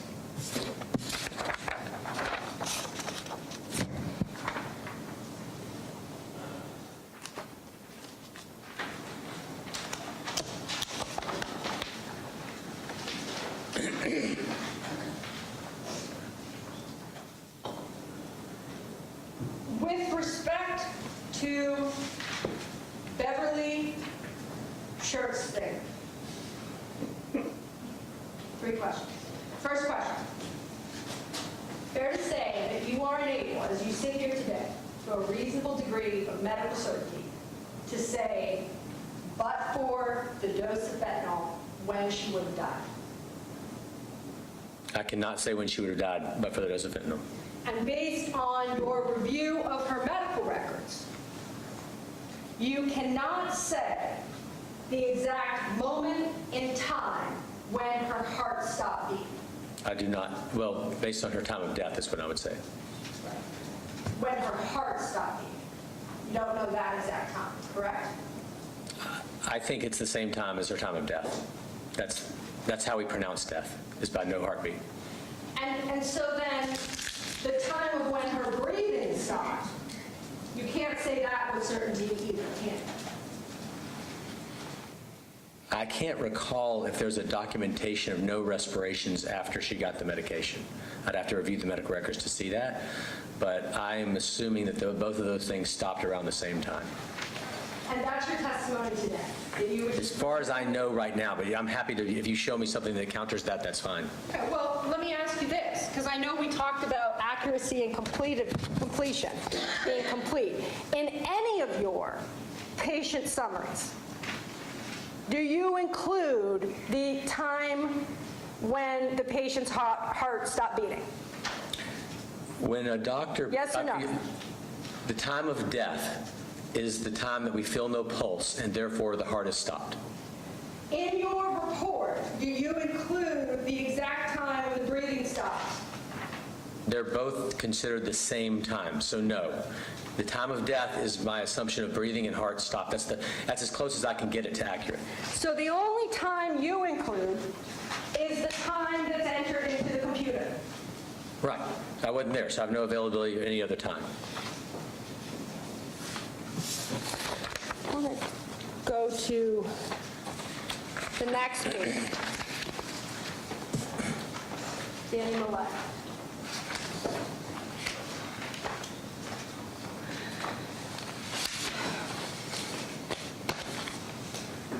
Oops, sorry, members of the jury. That's one stuff. Mr. Millett comes into Mount Carmel West already intubated. Okay. Is that correct? Yes. Okay. He has the situation at the rehab facility. He's intubated before he even gets to Mount Carmel. Is that correct? Yes. And he's on high doses of vasopressors. And even before getting to the ICU, would you agree that he codes multiple times? Yes. Codes, cardiac arrest, actively dying. Correct? You keep making those things in the same sentence, but it's not necessarily. That's why we code somebody, is to prevent them from dying. But Right. And a code is cardiac arrest, yes, which means I'm in the process, right? of dying, we want to intervene and stop. And you want to save me. Yes. Okay. So if I'm in cardiac arrest and I live, I've been saved. Right? Correct. And you indicated on your direct that this was a quote-unquote sick man. Oh, yes. Very sick. Very. And had just prior to this hospitalization, had 2 other surgeries within just the last couple of months, one of which was an amputation of a toe, correct? Yes.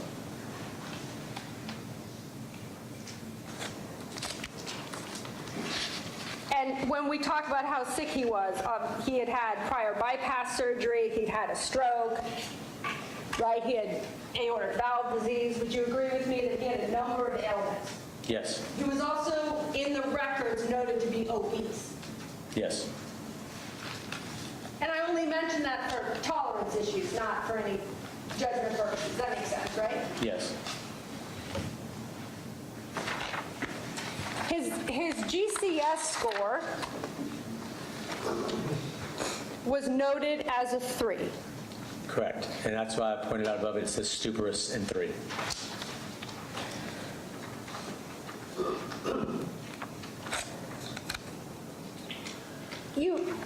You mentioned in your report and on direct that he was opioid naive. Do you remember that?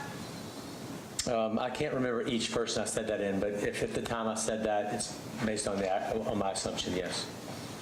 And I agree that you've only reviewed the patient file with respect to their last hospitalization, correct? Yes. But you certainly knew from his records that he had recently had an amputation. Oh, sure.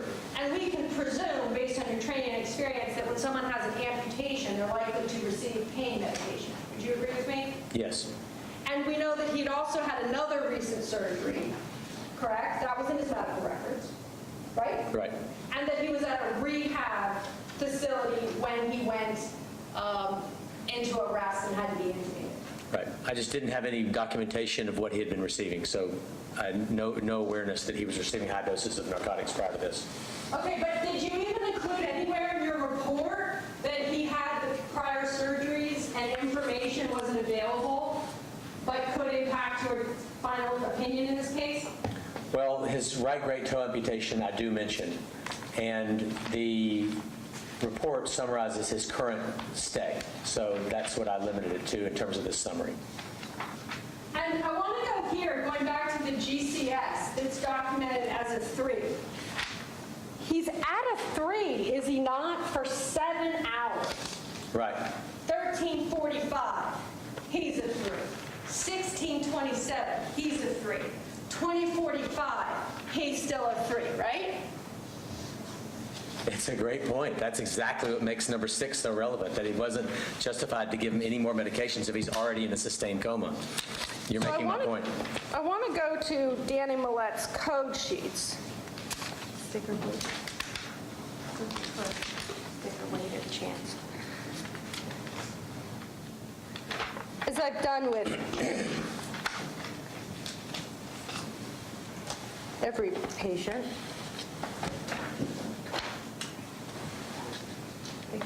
showing the witness what's previously been marked as defendant's Eli 15. Patient name on these code sheets, Danny Millett. and I want to just flip through them, just generally. Code sheet, Yes? heart rate sheet, do you agree with me on that? Correct, yes? Okay. Code sheet, Yes? heart rate sheet, Yes? code sheet, Yes? code sheet, Yes? heart rate sheet, Yes? code sheet, Yes? heart rate sheet, Yes? code sheet, Yes? heart rate sheet, Yes? code sheet, Yes? heart rate sheet, No? oh, code sheet, Yes? heart rate sheet, Yes? code sheet, Yes? code sheet, Yes?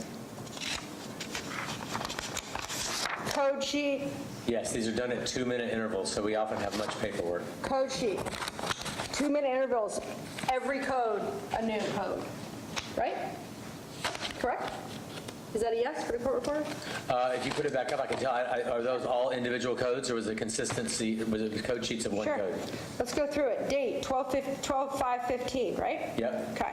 Survived, transferred. So, did you see that? Yes. 12/15/17, 11:48. Do you see that? Yes. Okay. That one's not marked, right? Right? It's to the survival. So it goes to- this one. This is 11:48, so that is a duplicate. Oh, I'm sorry, but when I say duplicate, the times are different, right? He's coding, and the times are changing. Do you see that, doctor? It was the same code, isn't it? It's the same code. 11:51 going on.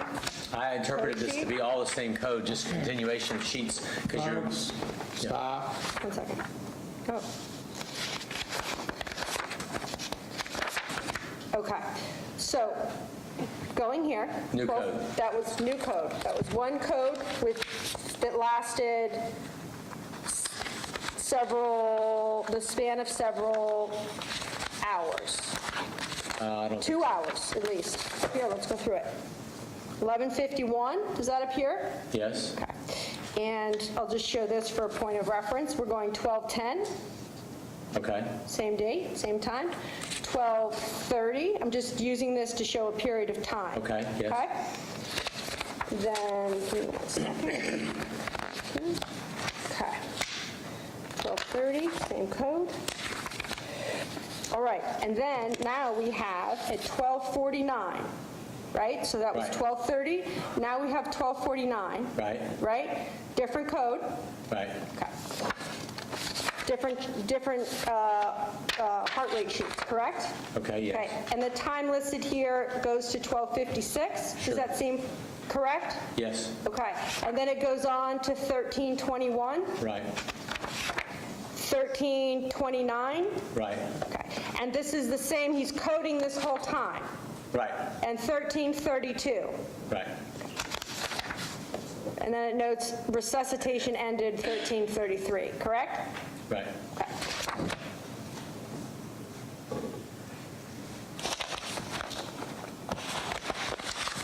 So, respect to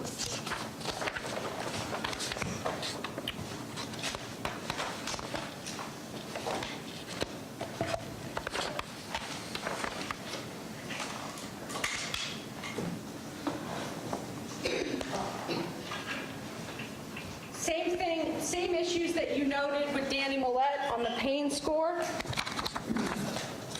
But you would agree with me that the medical records speak for themselves, right?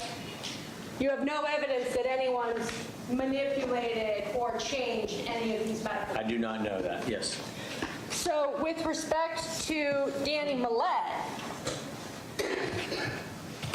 not included in your report, nor can you say to a medical degree of scientific certainty the exact time by which Danny Millette would have survived but for the vet. Yes, I could never know that about anybody, about any human being.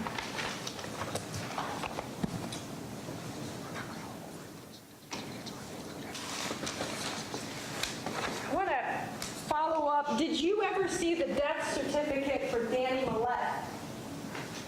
I don't recall seeing that death certificate. I ask you this because I think with respect to the last patient, you mentioned that death certificates are oftentimes over-inclusive. I didn't say over-inclusive. I said as inclusive as we can be. Okay. I'm showing you what's been marked as Defendant's Exhibit DM2. Yes? What appears to be this individual's name? Danny Millette. Okay, and does this appear to be a death certificate? Yes. And if you see on the Defendant's Exhibit DM2, cause of death is indicated as what? Sepsis and bacteremia.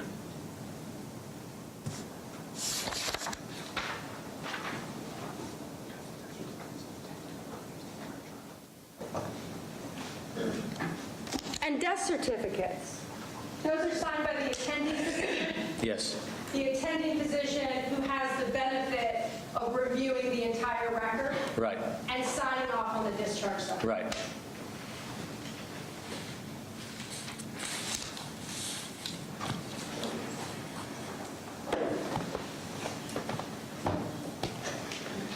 I'm going to go to Brandy McDonald here.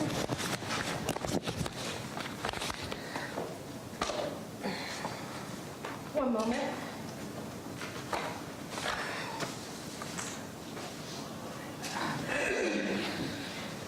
Brandy McDonald is the patient who had ovarian cancer, correct? Yes. And the cancer had spread, had it not? Yes. In your report, I know that you had mentioned that she had deteriorated overnight and was intubated in the ICU, or in the ICU, correct? Okay. Yes. Did you note in your report that in fact it was Dr. Husel that intubated her? No. And intubation would be considered by you as an aggressive support measure? Yes.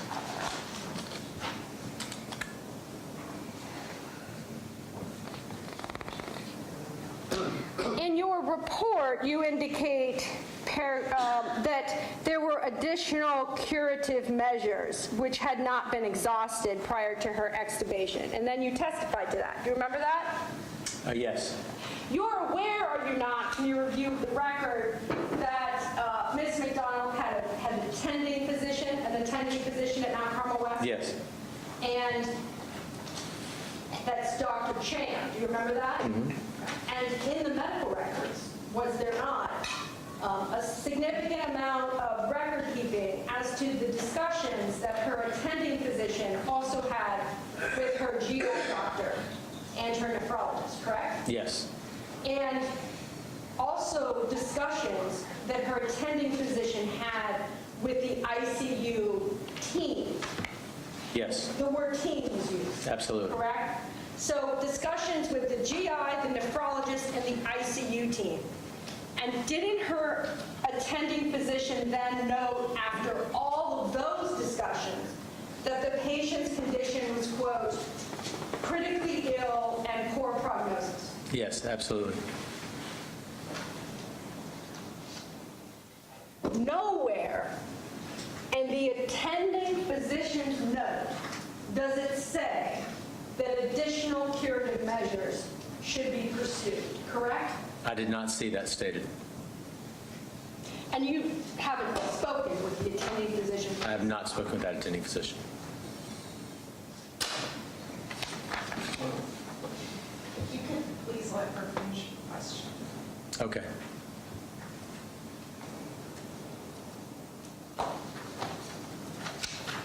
You indicated that a palliative is never an emergency.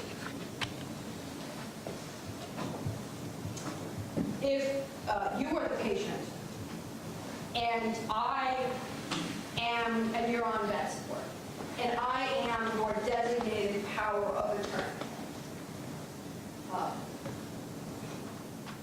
it is true that I speak for you when you cannot speak for yourself, correct? Yes. And if I know as your power of attorney, as your sister, as your wife, whatever I am to you, that you do not want ever to be on a vet, and I make the decision for you to withdraw all life support saving measures, that might seem like an emergency to me, right? The word emergency, I'm thinking about a code, like people running down the hall. Because there is something, is there not, as someone that has worked in palliative care, where I, as your power of attorney, might, in your best interest, want you to die without all the tubes in you. Oh, yes, absolutely. I think the distinction here is urgent versus Okay, well, emergent. Stop. Next question.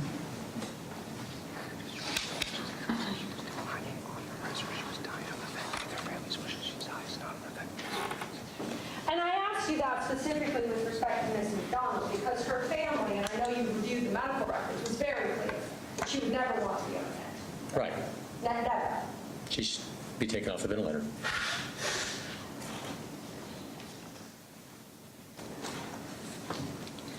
With respect to Ms. McDonald, I know in your report, fair to say that you do not include, nor can you have an opinion with a reasonable degree of medical certainty as to the time that she would have died but for the fentanyl.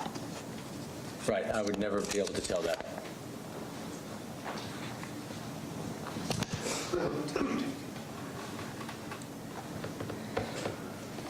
Where is that?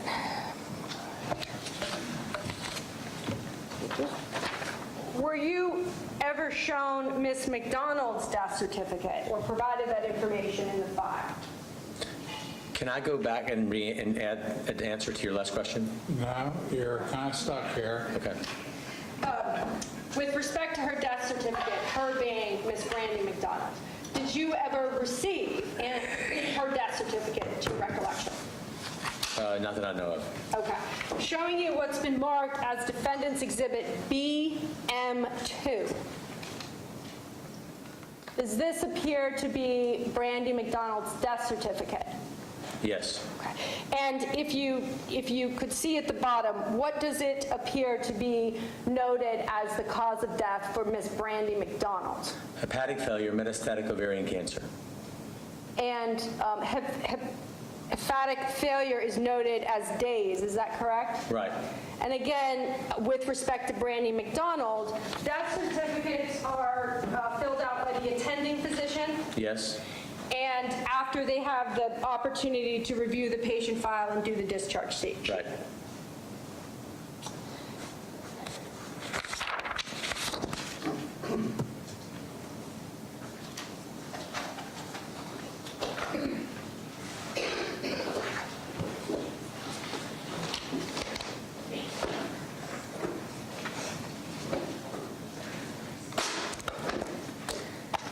Turning to James Allen, if we can. I have the portion of your report up there for you to refer to if you need to. Just want to talk about Mr. Allen a little bit. He was an 80-year-old, correct, smoker with dementia, is that right? Right.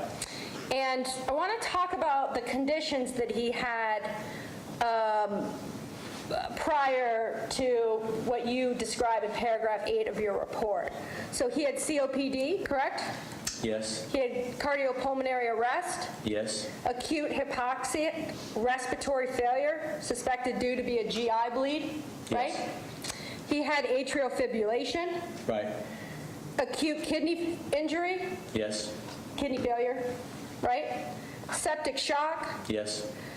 and then chronic systolic heart failure with EF 10 to 20%. Do you remember that note in the file? Yes. And a normal EF, is it not, is between 50 to 70%. Right. So, and he had 10 to 20%, normal is 50 to 70%, right? Right. And doesn't that mean that the blood isn't effectively moving throughout the body? It means he has heart failure, yes. Blood goes more slowly than it might if he didn't have heart failure. Right.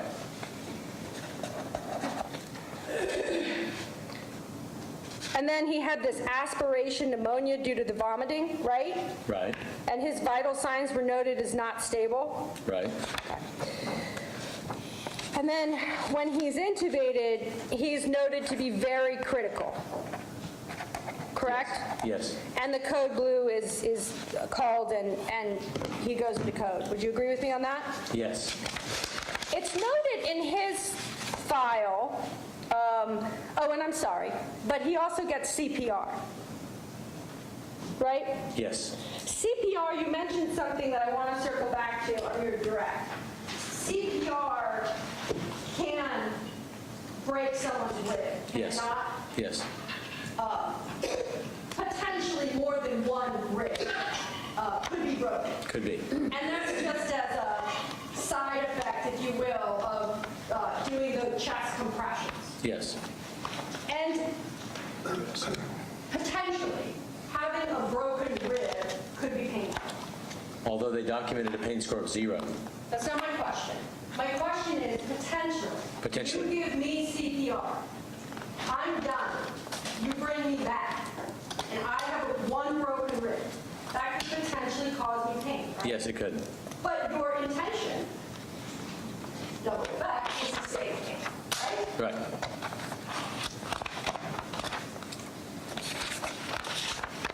That's ridiculous.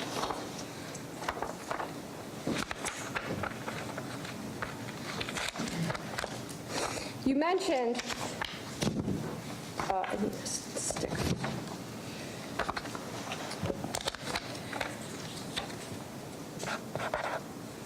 You mentioned the absence on other cases of notations about the pain visual cues that were being received. In this patient's chart, it actually indicates that he's grimacing, right? That he's experiencing pain. He did have some of that, yes. And then it notes in multiple occasions that the grimacing then he's grimacing and he's having withdrawals. Do you remember that at 2050? He's not having withdrawals. It says he withdraws. It means he withdraws to pain. You're confusing the circumstance. They're trying to cause pain. So he withdraws and grimaces to pain when they stimulate him. Okay, so somebody grabs his arm and he withdraws. If I squeeze his nail bed or something like that, he'll manifest a sign of pain. But their actual pain scale did not indicate, in the absence of doing that he was in pain. Not my question. The documents indicate that he's grimacing and that when he's touched in some way, he withdraws, right? Not that he's grimacing. I'm sorry for the subtle difference, but that he grimaces if I cause him pain. I understand because he feels. Yes. He feels, Yes. right?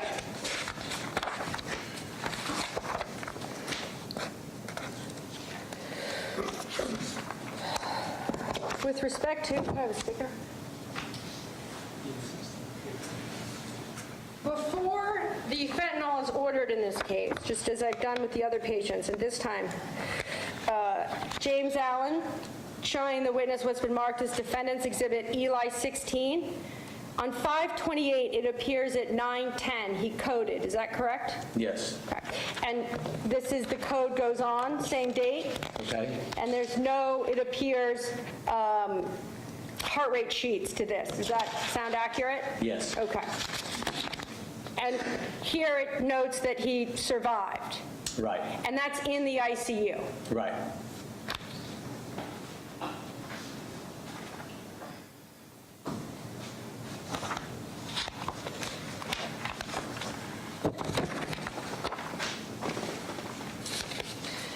In Mr. Allen's medical records, I trust that you reviewed the notes that Dr. Ralston made with... Yes. I'm sorry? Yes.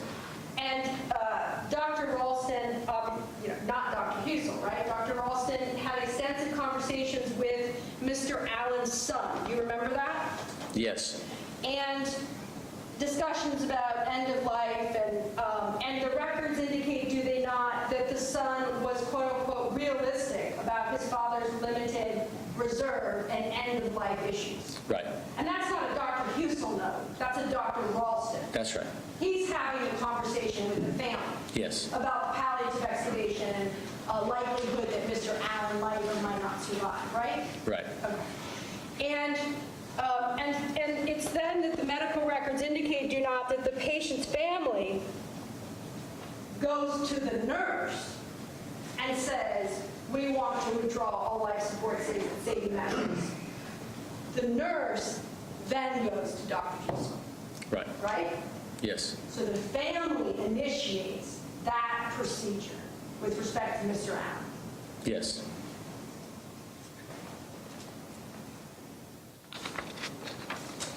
Were you shown the death certificate with respect to Mr. Allen? No.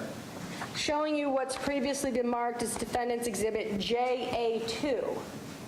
Does that appear to be the death certificate from Mr. James G. Allen? Yes, it does. And just so orient, because I know it's a common name, age appears to be 80? Yes.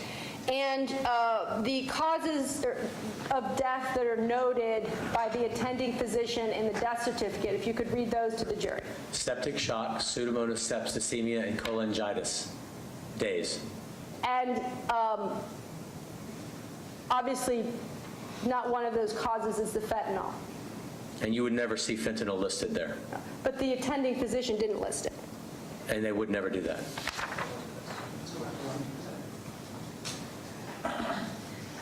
Can you show me that? Thank you. Because it reminds me of Defendant's Exhibit RH2, where fentanyl is actually listed. Because the patient came in with a known overdose of fentanyl prior to coming to the hospital, so they were listed.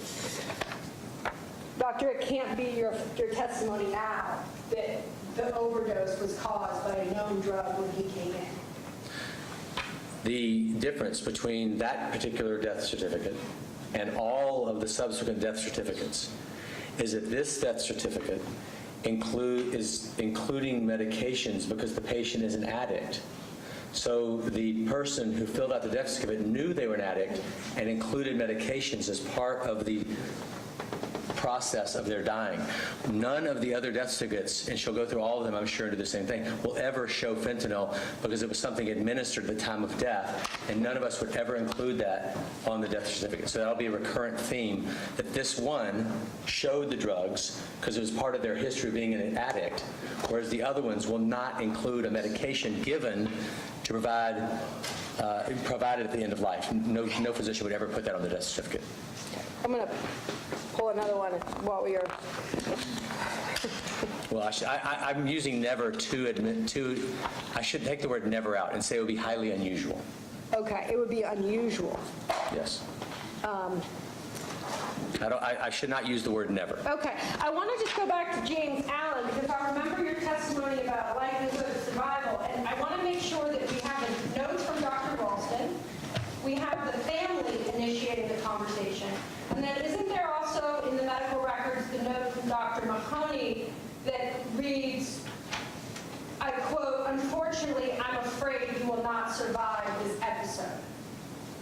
this hospitalization, yeah. Yes. And Dr. Mahoney is separate and apart from Dr. Husel. That's right.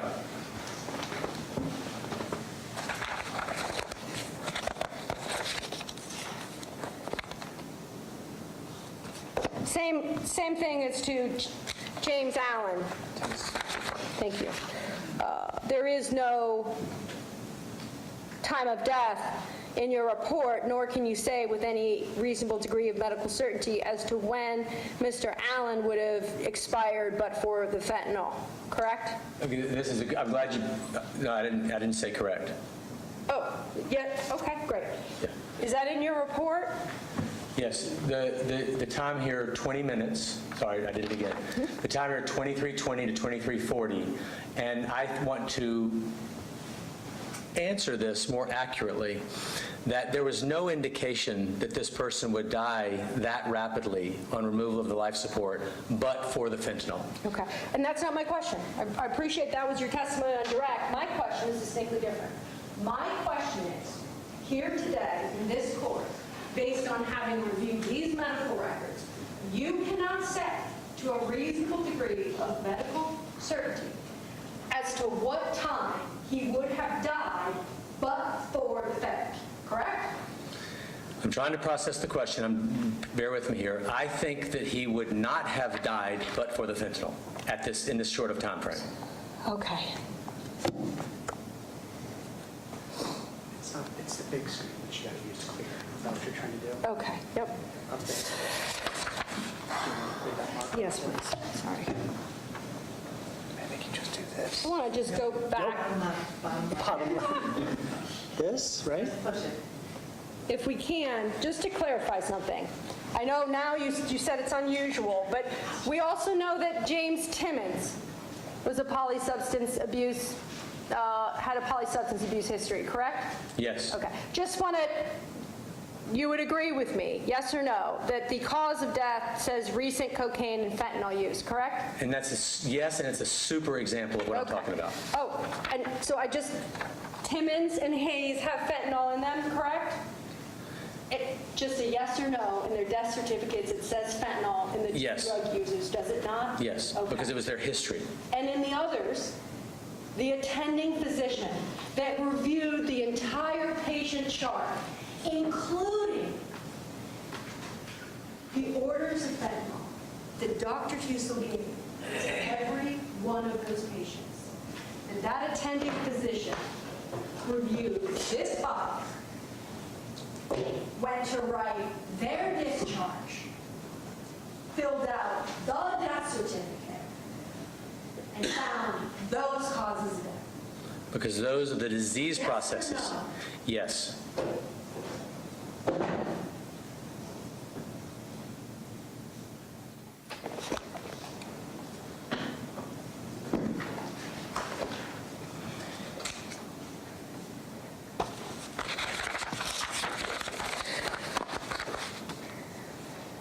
Troy Allison. I know it's a lot, but every patient deserves the same time and attention. Absolutely. So I want to be sure to do that.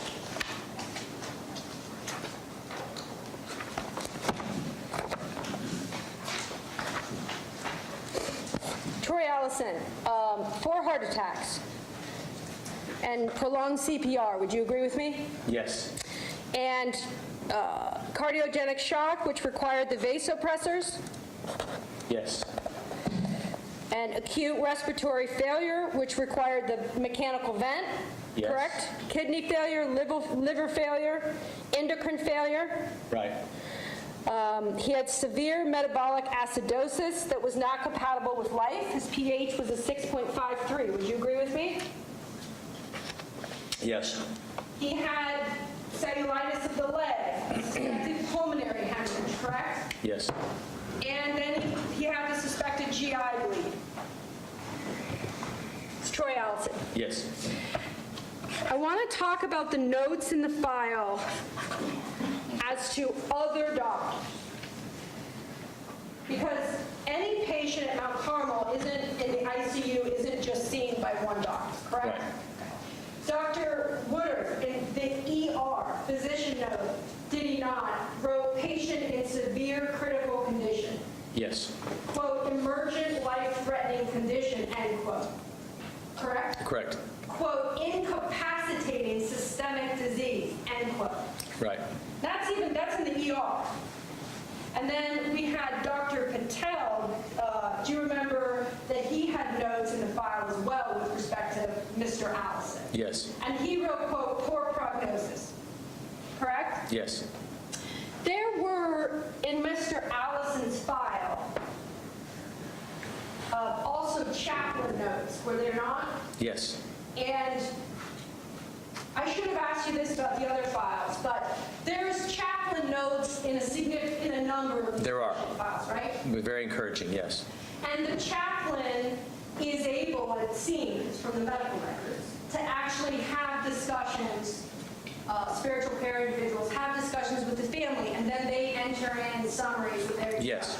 And those are in here, right? They are. And separate and apart from the doctors and nurses, it appears they're actually entering in their own notes. Yes, And with respect to the chaplain note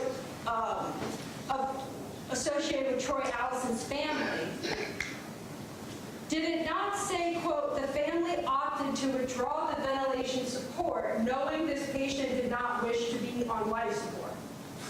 yes, yes, And the chaplain in, Cassandra Wilson was the chaplain specifically, spent 150 minutes of death support with Troy Allison's family. yes, Like 150 minutes total, right? Yeah. So that's over 2 hours. right. Really spending time with the family to make sure that they understood the decision they were making and the impact it might have. Right. That's beautiful care. And yet on your direct exam, you testified, and I quote, let's keep him going. Remember saying that? My point is to allow his natural dying process to occur, and I agree with the family's decision to support him and remove the life support. That's it. The decision to remove life support does not equate to determining death by giving drugs. There's a very important distinction there. So I support the family, I support the chaplain's note, and that family never asked for him to receive a lethal dose of medication. Okay. My question to you was that on direct, you testified, I just wrote down the words, and tell me if you say these words in conjunction with one another, let's keep him going. Let's keep him going equal, allow him to die naturally. That's what I meant by that. Okay, because certainly the family, over 2 hours with the chaplain, because that's not how Troy Allison wanted to live. I do not think that the family has made it abundantly clear that Troy would want to have his life support removed, and that's critical. We have to do what the family wants. That's why we did a baptism in ICU, because somebody asked for it. But it doesn't mean kill them with a drug. There's a big, huge distinction. How does the baptism, how did the baptism come in with Troy Allison? He didn't ask to be baptized. I'm showing how we will go to any extent to try and listen to someone's end-of-life wishes and provide them the end-of-life dignity that they ask for, which in this case did not include a lethal dose of a drug. Nobody asked for that. And so I go back. If Troy Allison has the power of attorney, because he can't speak for himself, and I'm the power of attorney, I speak for Troy, right? Right. I decide, because Troy has told me I have that power and that privilege. Right. I speak for Troy. Absolutely. Were you, did you review the death certificate in Troy Allison? No. Showing you what's been marked as Defendant's Exhibit TA2. Cardiopulmonary arrest, acute upper gastrointestinal bleeding, acute respiratory failure, and seizures.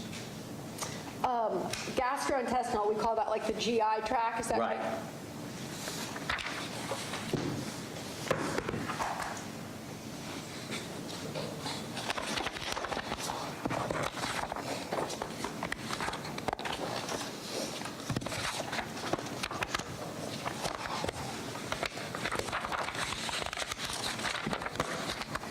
James Timmons.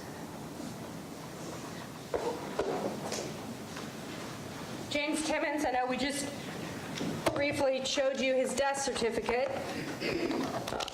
I say this not out of disrespect, but just to be factually accurate. Like Mr. Hayes, he had a history of substance abuse. Is that correct? Right.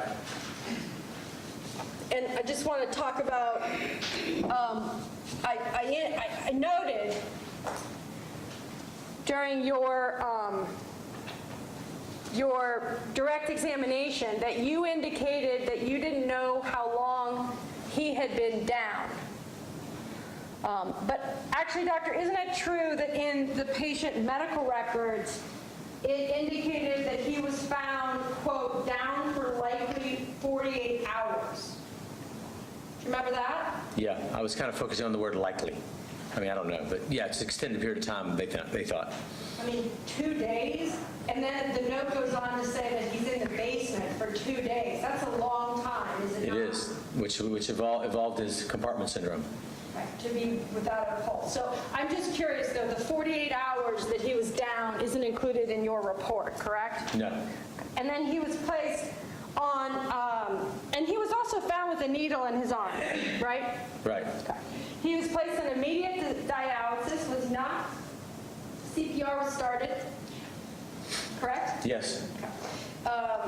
And of course, you've noted his polysubstance abuse and cocaine abuse, which was noted in his patient file, right? Right. And he's given the maximum dose of vasopressors when he's in there. Right. Right, like trying to keep him alive. Yes, absolutely. And when he's even on 2 vasopressors, his blood pressure was a 78/46. Does that sound right? Yes. And I want to go back to that chaplain note again. Do you remember that the chaplain note in James Timmons' file, even that note indicated, quote, critical diagnosis? Yes.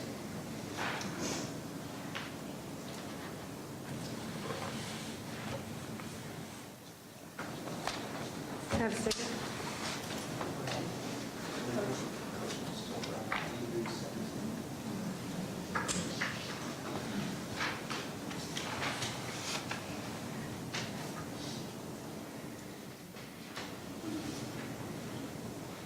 And then Dr. Ralston, do you remember that name as another ICU physician?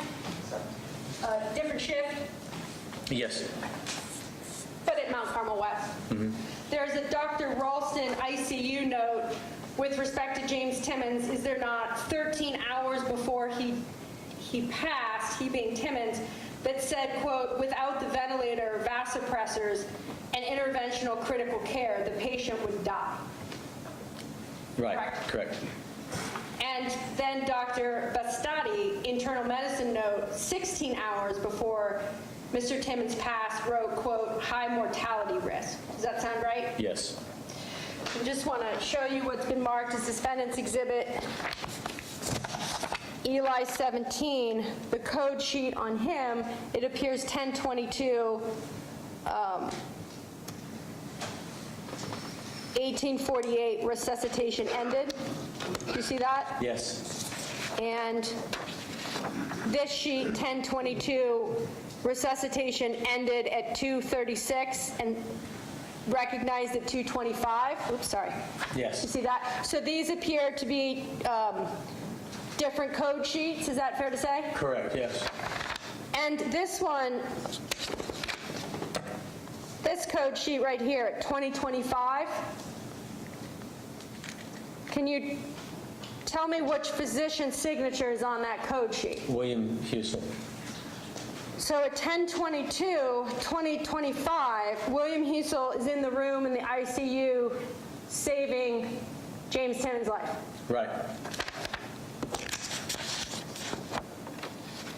And then tell me if you could, 10/22, 2018, 2308. This seems like a third code sheet. Is that right? Yes. And again, so this is about a few hours later. Right. And again, tell me if you could, the physician's signature here. Dr. Husel. So again, Dr. Husel, several hours later, is in the room in the ICU while Timmons is coding and he's saving his life. He's running the code.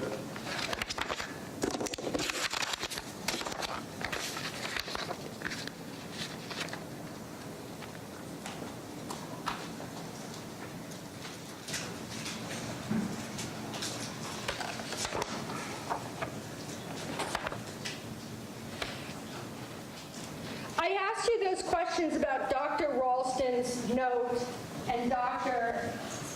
Bastisti's notes, because I wrote during direct examination, you talked about maybe James Timmons could have walked out and had rehab and a life of recovery. Do you remember testifying about that? Yes. I want to talk to you about the note also that I think is not included in your report with respect to the patient's reaction to the fentanyl when it was administered. Do you remember in the medical records, the nurse, Jake Deemer, note as to how the patient responded to the 1,000? No, I don't remember what she wrote. It could have been a man, too. Okay, good The point. nurse, she... Either one, yeah. Before I get to that, though, I missed this with respect to Mr. Timmons' intolerance. We know that he has a polysubstance abuse issue, right? Right. And then he was intubated for 30 hours, and over that time, did he not, he got 6,200 micrograms of fentanyl. Do you remember that? In Yes. the medical records? Yes. So 30 hours, 6,200 milligrams. And so I mentioned that to you in your discussion as to whether he was opioid naive or tolerant. I think he would not have been opioid naive and tolerant.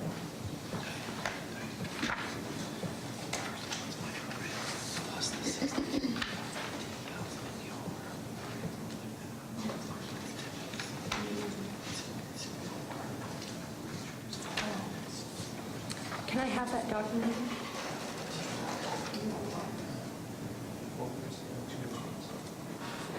Getting a document to show you. Because I think in the medical file, you would have not only reviewed what happened to Mr. Timmons in the ICU, but also the drugs that he was administered in the ER before he got sent to the ICU, Right. correct?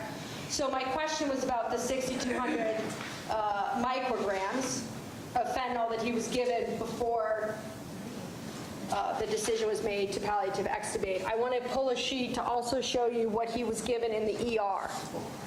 OR, sorry.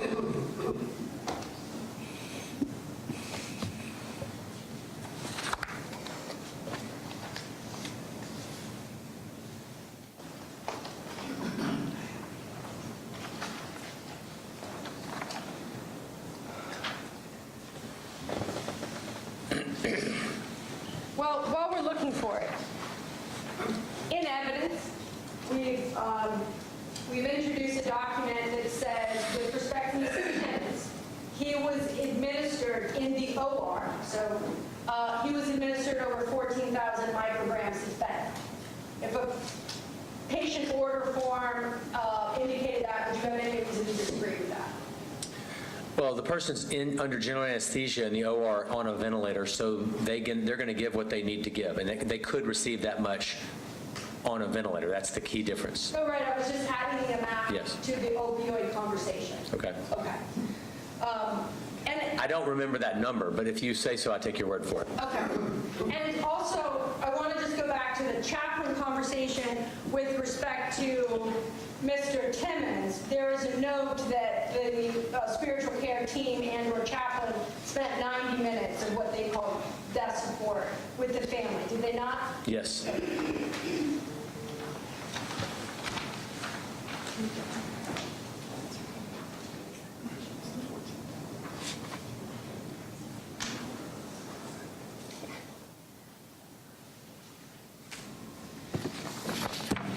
Showing you what's been marked as Joint Exhibit 11, page 279. I just wanted to close the loop. Okay. So, you know, indicates patient, would you agree with me, is James Timmons? Yes. And the order details, would you just agree that it's over 14,000 micrograms of fentanyl? That's what it says. Okay.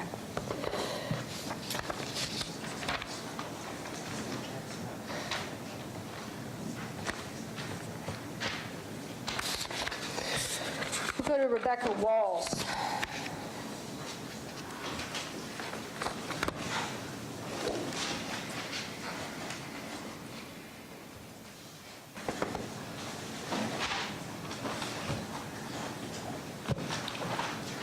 Hold on, before you go any further, council approach.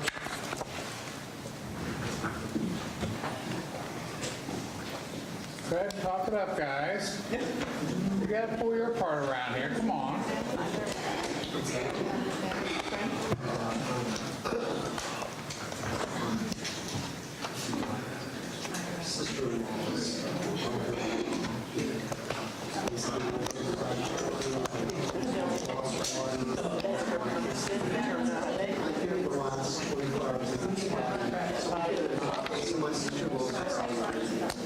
So we get updates maybe once a day. The last one was, I wanted to make sure.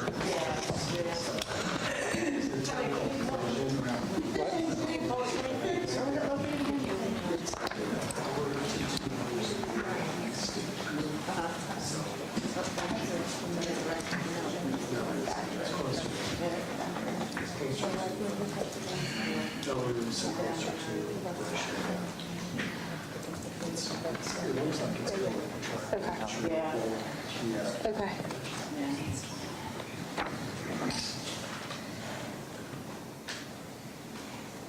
Ready?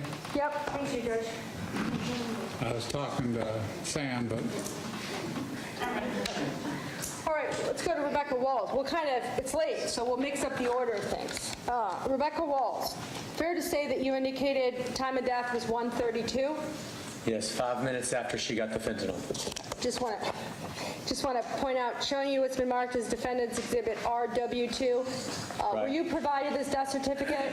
Yeah, no, I didn't see it before. Okay. I note this because you mentioned 1:32 is 5 minutes after. Again, so we're clear, the death certificate is filled out by the attending physician Right. who has the opportunity to review the entire patient medical record. The diseases that they have, yes. Right, and then fills out the discharge summary and closes out the file, right? Based on the diseases the person has. The time of death is listed as 021 here, is it not?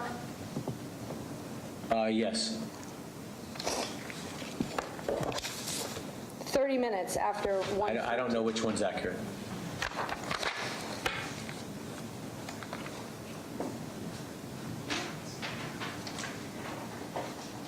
In Walls, chaplain note, Rebecca Walls, the chaplain notes indicate that 180 minutes were spent with the family. Does that sound about right?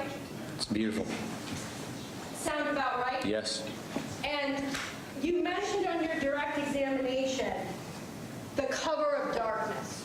Things were done under the cover of darkness. Do you remember that expression? Yes. There's nothing cover of darkness, if you agree with me. In fact, you said it's beautiful that the spiritual care team is there with the family at night for 180 minutes. That is true. And you know, do you not, that in the ICU unit at Mount Carmel West, the lights are on. It is not dark there, right? It depends. We turned the lights down quite a bit at night. I wasn't there to see the lights, but it was a figure of speech, not literal. I'm sorry. One moment.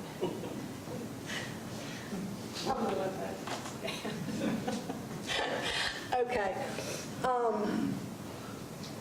So 180 minutes with the family. And we know from the other patient files that the spiritual care team chaplains are there, right? So this isn't, you're familiar with the expression, like a lone wolf, right? Yes. But this is, we have nurses, we know from the patient files. We have nurses, right? We have charting nurses, right? We have chaplains, spiritual care people, all these people there in the ICU for any one of these 14 patients. Would you agree with me? Yes, I agree with you. And we're not sure about the dimmer switch, but we are sure that in the ICU, the lights are not off. Would you agree with me on that? I have no idea. We turn the lights off all the time in the ICU at night. Oh, okay. It really is dark up there a lot of times.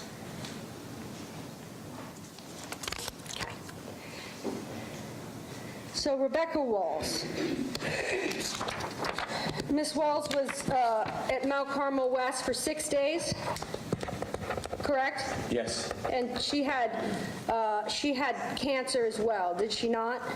she did. Okay. And I just want to kind of go through her multiple acute diagnoses included acute respiratory failure requiring the mechanical ventilation, correct? Right, She had the cardiogenic shock requiring 2 doses of 2 times she got vasopressors, correct? correct. She had the kidney failure. Yes, The acute blood loss anemia, which required multiple blood transfusions, correct? yes, She had congestive heart failure. yes, Severe aortic valve stenosis, correct? Yes.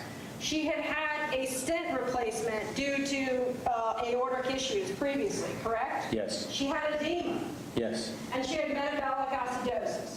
yes, And I want to talk about what other doctors, not Dr. Houston, what other doctors wrote within Rebecca's patient file.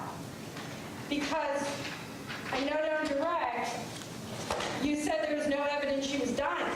Do you remember that testimony? yes, Okay, let's go to the note that Dr. Wadakati, and I might be saying that wrong, it's Woidtke. The internal medicine physician note 17 hours before her death said, and I quote, critically ill, prognosis guarded, she looks very ill. Do you remember that note from Dr. Yes. Wadakati? Then Dr. Closer, C-L-O-S-S-E-R, in the ICU day shift, wrote, did he not, consult palliative care, poor diagnosis. I don't think she's going to survive. Remember right, that? yes, And then there's also Dr. Riley's, the nephrologist physician note. Do you remember that? yes. So we've got lots of doctors looking, eyes on Rebecca Walls. And everybody is agreeing, yes. Okay, everybody's agreeing that he writes, Dr. Riley, 13 hours before the decision to palliatively extubate her, she remains ventilator and vasopressor dependent, now with increasing lactate, an ominous sign, especially on dialysis. Do you remember that note? Right, All notes separate and apart from any observation Dr. Husel makes. yes,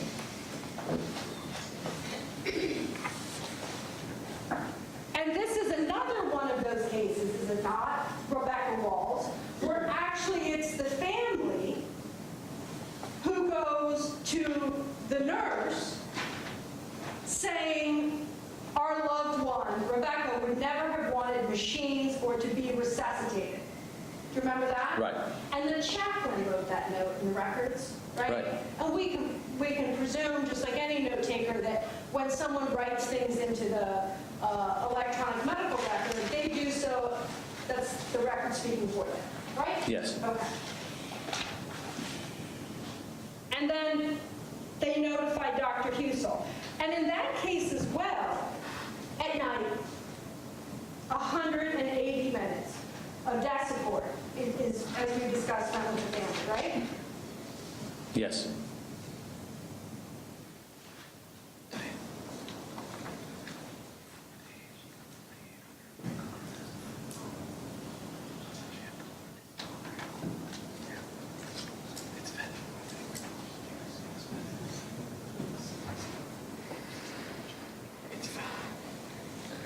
And I'm just adding up the amounts of fentanyl she received in her time at Mount Carmel. It looks like she was there for 4 days, and before she was palliatively extubated, she received 4,800 micrograms of fentanyl. Does that sound right to you? Right, so that's a very low dose in comparison with what she got at the end of her life. About 1,200 a day, if I do my math, on average. Right, so very low in comparison to a dose, nowhere near a dose of 1,000 micrograms in one dose with midazolam and other drugs on top of that.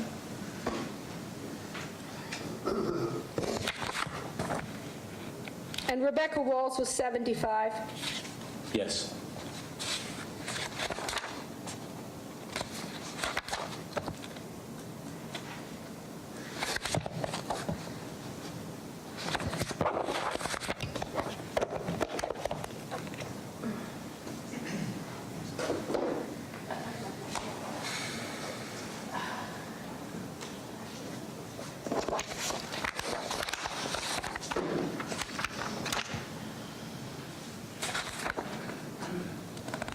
James Timmons? We did.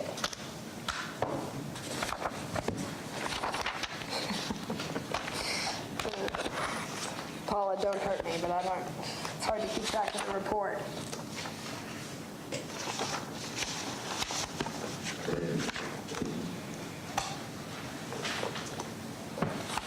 Let's talk about Bonnie Austin.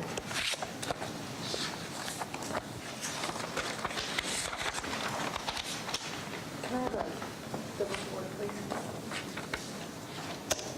Bonnie Austin was 65 years of age. Does that sound right? Yes? And this is Bonnie Austin was the 600, just so we can orient ourselves, right? Okay. Okay. We haven't talked about patient-specific, but and what that means, but you would agree with me that patient-specific is you determine the appropriateness of medication based on the patient's history, right? Which could include tolerance, comorbidity, prior health conditions, etc., right? Correct. And their response to the medications. And their response to medication. Conditions with respect to Bonnie Austin, acute conditions. She obviously had respiratory arrest, correct? Yes. She had cardiac arrest after the EMS arrived, did she not? Right. And then she had 5 more.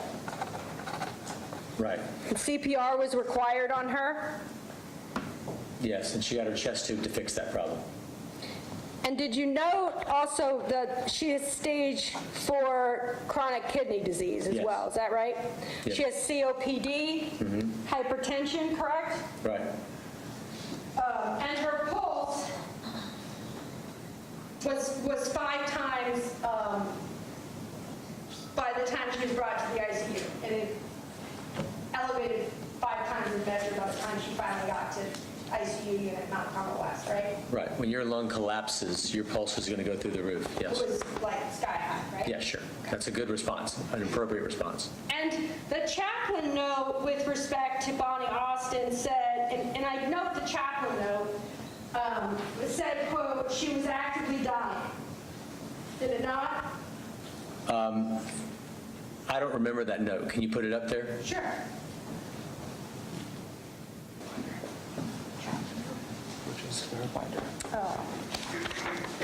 Bonnie Austin. While he's doing that,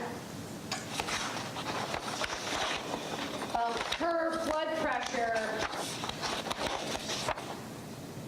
I'm sorry, and even then, Dr. Tom Brady further says, quote, she's actively dying. Do you remember that? Yes.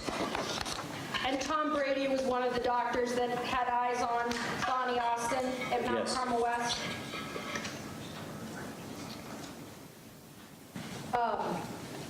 And I think this is, Bonnie Austin was the one where her blood pressure, she's extubated, vasopressors are turned off, and the blood pressure couldn't even be recorded because they couldn't even get blood pressure. Do you remember that? Right. That's not unexpected when you have a collapsed lung. And so her respiratory rate was noted as a 5, and her pulse was a 39. Do you remember those notes? Right. But in my memory, those things were fixed once her chest tube was placed. She had an acute fix of the chest tube of the collapsed lung, and then those vital signs corrected themselves. Okay, tell me if she's extubated at 2330, the blood pressure issue that I just mentioned, your belief would be that it's before that. Is that right? It may have occurred again, but initially her vital signs were corrected with the chest tube. I thought that's what you were referring to. Yes. Maybe you were referring to a different time. Yeah. Yep. Okay. I'm finding the Tom Brady, the doctor and the chaplain note. Okay. Just give me 1 minute. When I say I'm finding. Yeah. Clearly not. Showing you what's been marked as Defendant's Exhibit Eli 18. And these code sheets appear to be related to Bonnie Austin. Is that true? Yes. Okay. And 9/13/18 CPR 1918. Does that seem correct? Right. And this goes to 1959? Yes. And then there appears to be a heart rate sheet. And it goes on, it appears to 2028, Okay, yes. heart rate sheet. And it appears to go on to 2047, Yes. heart rate sheet. Is Yes. that correct? And it's noted up here that she survived and she's transferred to 4H112. Right. Do you happen to know the floor of the ICU unit No. at Mount Carmel West? Showing what's been marked as Joint Exhibit 10, page 10. Does it look like that this history and physical sheet is authored by Tom Brady? Right. And it indicates that the reason for admission or chief complaint is what? Cardiac pulmonary arrest. But this note doesn't support, it doesn't agree with what you said earlier. I'm sorry, what? I thought you said earlier that his note prior to her being taken off life support was that she wasn't doing well. But this one is after she's already removed and received the fentanyl. It says she's having agonal respirations, but it's after the ET tube has already been removed as part of the care de-escalation. So that's a comment about what she would look like after she'd received the fentanyl and was taken off the life support, is the way I'm interpreting that.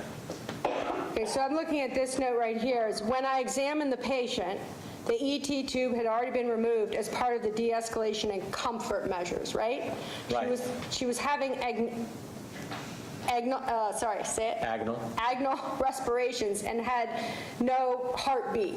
Right, because Okay. she was given 600 of fentanyl, and then those medicines stop her heart and her rebreathing to some degree. Let me ask you this then. So we have another doctor laying eyes on a patient that knows she's been given 600. He didn't say that he knows what she's been given. Well, he says he examined the patient Yeah, but after that the tube has doesn't- been removed, right? Yeah, but I walk in a room all the time, and I don't know I don't always know what somebody just received before I walked in the room. He doesn't tell you there that he knows what she was given. Okay, but you know what he does say, though, is that she's She's having respirations, right? She's having agonal respirations. Right. And that's noted right there, right? And doesn't it also say the ICU team and chaplaincy are working with the family? She is actively dying, right? It says the ICU team is chaplaincy are working. Yes, she's actively dying. She's actively dying. And that's exactly what somebody would look like if they were trying to breathe after having been given a medicine that would prevent them from breathing. So this is a good point. So, because I just need to understand this. Dr. Husel ordered the 600, right? That's Right. on the order sheet. Right? And then Dr. Brady is bedside while the 600 is administered. I don't know. I don't know when he got in there. Yes, you do. Okay, is that a question? We have Dr. Brady coming in. He can talk about what was there. Where's the number? Thank you. When I examined the patient, so we know he's in the room, as part of the de-escalation and comfort measures, right? Right. And this is a Dr. Brady note. Yes, this That's is just my question. It's Dr. Brady that's Dr. writing the Brady note? note. Yes.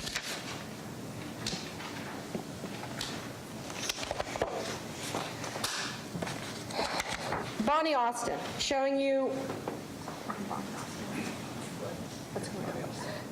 it's been marked as Defendant's Exhibit BA2.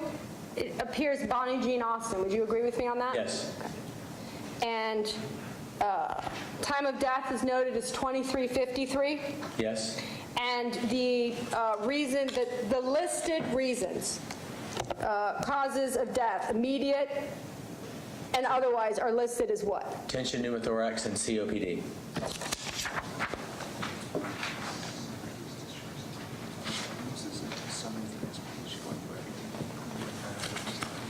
I want to show you what's been marked as Joint Exhibit 10. page 6 through 7. Does this appear to be a record, a discharge summary with respect to Bonnie Austin? Yes, And does it appear to be signed by Thomas Brady? yes, So we can assume that because he's doing the discharge summary, he's her attending physician? that's right. Correct? Is that right? Yes, Okay. And he writes here, does he not, there's a list of acute final diagnosis. that's right. And as part of the discharge summary that Dr. Brady wrote, it includes the vent withdrawal time, Yes, the time of death, yes, and then it also includes, does it not, the medications that she is given, as well as a summary. yes. Can I see the list of medications? Sure. Where's the fentanyl? Oops, sorry, let me scroll it up. Can you give me page 8, please? It's what? Do you see that? And let me go up here while we're getting that. COPD was brought, this is a summary right here, correct? Right, And history was taken from the chart. The last sentence says the family has decided to de-escalate care. right. And the time from the vent withdrawal to the time of death is what? About 30, 23, 25 minutes? And actually, you know what I'm realizing, Dr. Eli? These are medications that, that she was prescribed prior to coming to Mount Carmel West. Okay, because That's that's her- the point, is that I don't see any documentation in a single medical record of any other doctor saying that they were aware of how much fentanyl these people were getting. That's the big mystery. Nobody has said to me, I know how much they got, except for Dr. Husel. So that lone wolf thing kept coming to my mind, actually. Like, is he the only one who's paying attention to the fact that he's given them these large doses, and they don't know? Okay. So, and I know we've covered what a discharge summary is, but you would agree with me that right here, Dr. Brady writes, history was taken from the chart, right? Yes, but that does not mean that he knew how much drug she was given. Okay. In the patient's chart, is a medication order form? Yes. Okay. Is a MARS, a medication administration? It's all there, but it just depends on if somebody might not review them to do the discharge summary. If the person has a straightforward cause of death, and they think, oh, this is the emphysema, they're not going to go search all the MAR to see the exact doses they were given at the end of life, because nobody would ever expect for somebody to be getting this much medication. So you wouldn't even go looking for that. It would just be so out of your head as a possibility. It's the last medication, and you would agree that you're not the attending physician on any one of these cases, correct? That's right. And you didn't talk to Mr. Brady nor any other attending physician. Right, I'm looking for evidence that they knew how much they were getting, and I don't see any.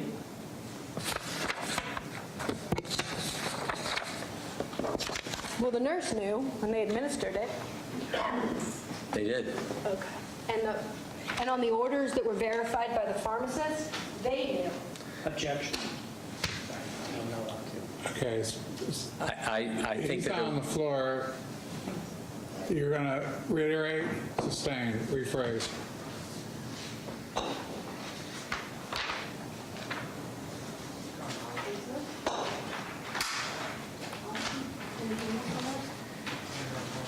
Okay?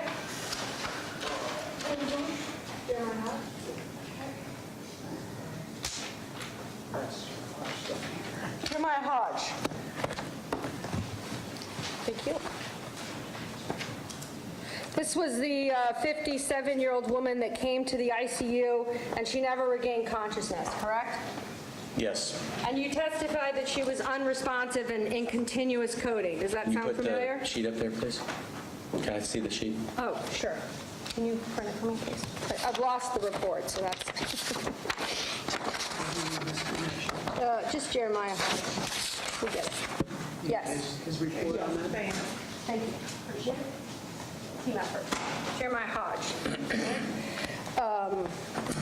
There we go. This is a 57-year-old woman. Does that ring a bell? Yes, definitely. And I think that you said on direct that she had a big bad heart attack. Do you remember saying that? Yep. Okay. And just again, marking this. Jeremiah Hodge, 4/1/18/2108. Her code sheet.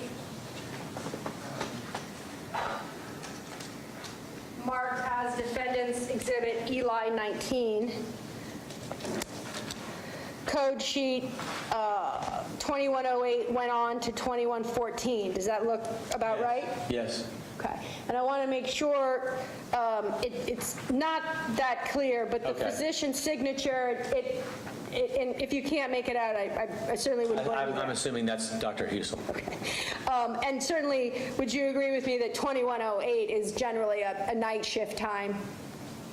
Yes.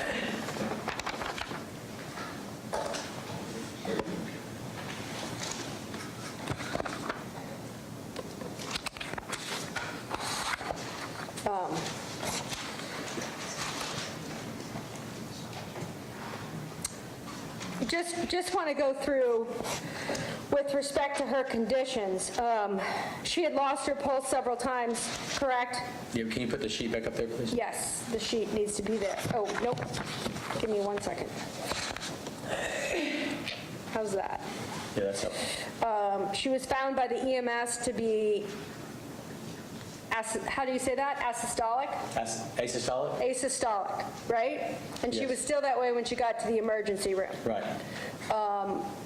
Most serious form of cardiac arrest, is it not? Right. And the EMS was doing CPR, but they couldn't get her pulse back. And again, she never regained consciousness. Is that correct? That's right. Okay. And with respect to just the measures to consider, that she was noted to be obese, Yes. and she had 5 organ system failures, Right. had lactic acidosis, Right. and low pH. Her level was 6.73, Right. and 7.4 is normal function, correct? That's right. She had acute respiratory acidosis, had acute kidney injury as well, right? Correct. She had anemia, Yes.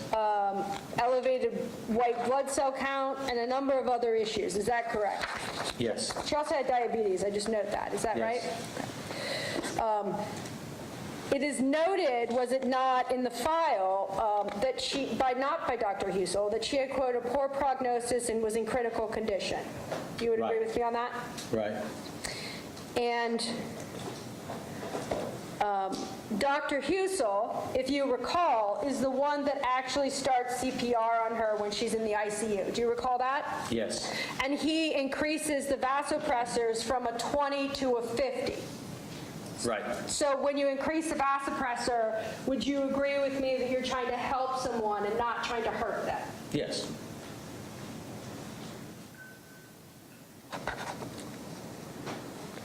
Tell me why, and I mentioned the diabetic, because someone being a diabetic is an important factor to consider when generally determining the appropriateness of the medication. Is that correct? Yes.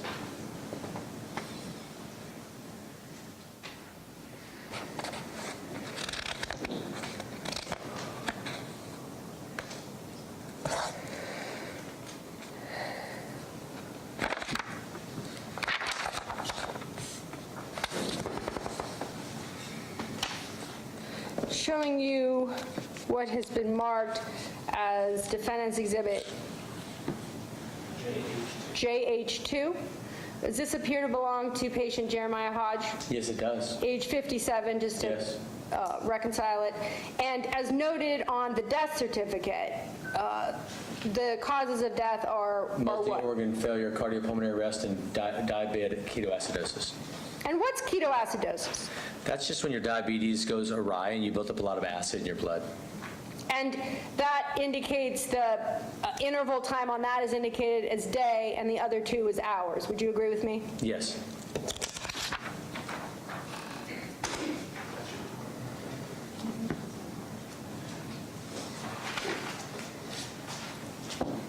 We have 3 more. I see the finish line, and I know your flight. But it's also important. Francis Berg. Just want to get your reports. You have it.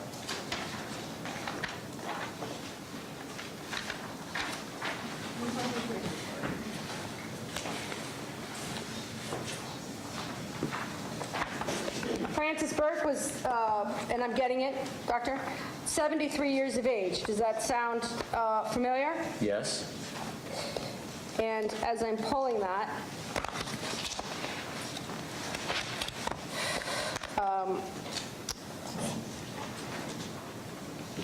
before 6 months before she came to Mount Carmel West on the most immediate hospitalization, she had a pulmonary embolism, had she not? Yes, she had.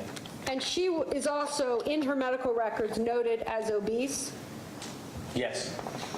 And the notes indicate that she had a devastating intracranial hemorrhage That's right. and acute respiratory failure. Yes. Is that right? Yes.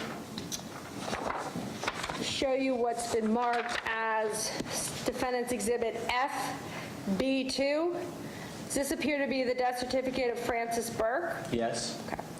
And kind of to just state it, fair to say she just had a brain bleed? Is that a common way to say it, Doctor? Yes, she had a brain bleed. Okay. Because of the fancy words, I just want to, the visual, she had a large intracranial hemorrhage, means she has a brain bleed, right? Right. And don't the medical notes indicate that the, or rather, let me ask you, that the brain bleed was so bad that it can cause one side of the brain to press on the other side of the brain, which can cause death, right? That's right. Her death certificate here, causes of death, if you could just read those that are listed on the certificate. Right. Acute intracranial bleed, oral anticoagulants, and pulmonary emboli. What are anticoagulants? So what happened was she got a blood clot weeks, I don't know exactly the time, but sometime remote from this. She needed that treated with a blood thinner to allow the body to break down that clot. That's an oral anticoagulant. It's something that makes your blood thin. In this case, the drug, the oral anticoagulant, caused a bleeding problem. So instead of doing just good for the blood clot in her chest, it actually created bleeding in her brain. And that's a good example of why a drug is included on these sheets. In this case, it's part of her disease process. The drugs won't be included if they're later in the process, necessarily. And I mentioned the pulmonary embolism that she had 6 months prior. That's noted on the death certificate, is it not? Yes. And it just says emboli? Yes. Okay. And there's no time associated with either of the anticoagulants or the embolism? That shows the inaccuracy of people filling these out. There should be times there. It's just a mistake. Well, and your report has some mistakes in it, because people aren't perfect, right? That's right.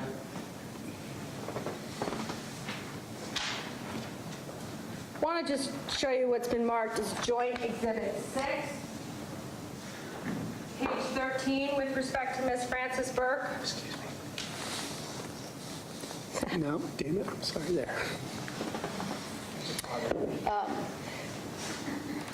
Just talking about her current condition, would you agree with me that the author of this progress note associated with Frances Burke appears to be Dr. Wooten? Yes. And we know that she expired on 1/14/2018, correct? Yes. Okay. And this note appears to be the day prior. That's right. And I just want to go through it with you that Dr. Wooten is indicating that he had a family meeting with the husband and multiple family members, correct? That's correct. And he showed them the image of the CT, so of her head, did he not? And explained the findings that neurology believes there's nothing that can be done for her. That's correct. And the words say not salvageable. It does. In the very small chance that she were to survive this, the potential of complete neurological recovery is essentially nil. Right? Right. And doesn't it appear from his note that this is information that he's sharing with the family? It does. And he goes on to say in his charting, I emphasize to them that the massiveness of the stroke will ultimately lead to a brainstem herniation, which will cause her to go into cardiac arrest, leading to further neurological damage. Right. And neurological damage is more brain damage, right? That's right. And then lastly, the family does not want the patient to receive chest compressions, which she knows she would not want, especially since they understand that her condition is irreversible. Correct. Correct? And that's on 1/13/2018. Right.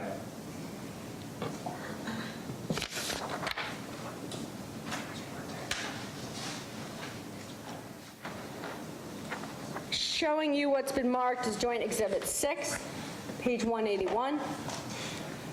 The next day on 1/14, when the 1,000 micrograms of fentanyl is administered, I just want to note, and again, I know your ongoing testimony with respect to 10s, but the pain score is noted by Nurse Dreyer to be a 10. Am I correct? Yeah. I'm sorry, what was your name, sir? Yes. Anything else on that?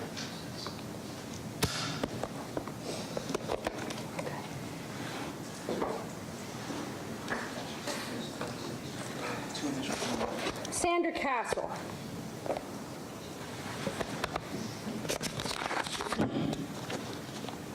Just need the report.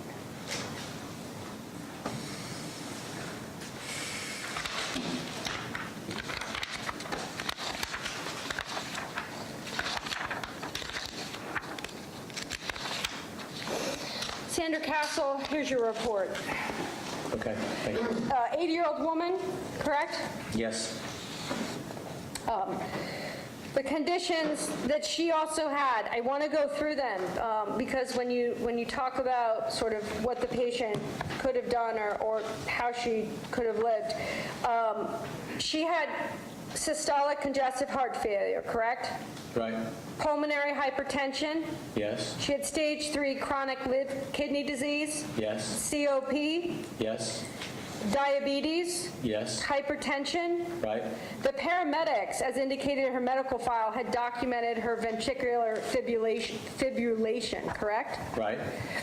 Cardiac arrest, right? Correct. Cardiomyopathy. Right. She also, again, in the medical records, it's noted that she's morbid obesity. Yes. Her BMI was noted to be 45. Yes. And then she had shock, likely cardiogenic, Yes. and she was found unresponsive at home. Right. Certainly, Ms. Castle doesn't come to Mount Carmel West as a healthy patient. Would you agree with me? I agree.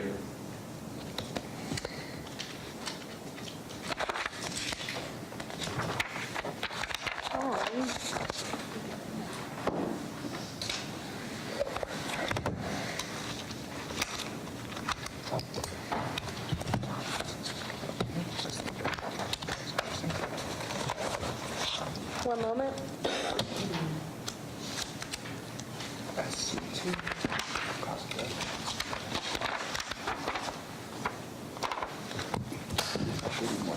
Thank you.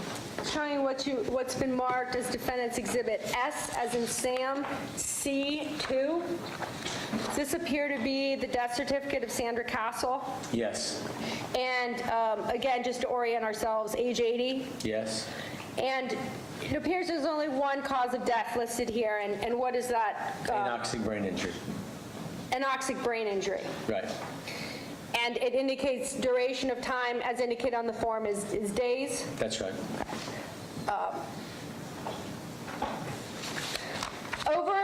Prior to the palliative extubation, Sandra Castle, in her time at Mount Carmel, had received 6,000 micrograms of fentanyl in 3 days. Does that sound accurate? Yes. Okay, I've got to stop. Okay. If he's going to make his flight. Okay. Okay? Ladies and gentlemen, I'm going to excuse you for the day. I'm going to get the doctor on the road, so to speak. So we'll get started at 9 o'clock in the morning. We'll be doing it by Zoom. It's just as if you were on the stand to the best of your ability. You've had a chance to watch him here in the courtroom. We will see you in the morning. Remember the admonitions, David? All rise.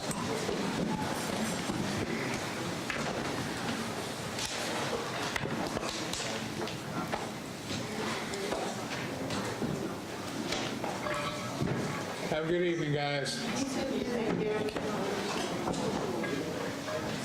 I hope you guys got it set up for him.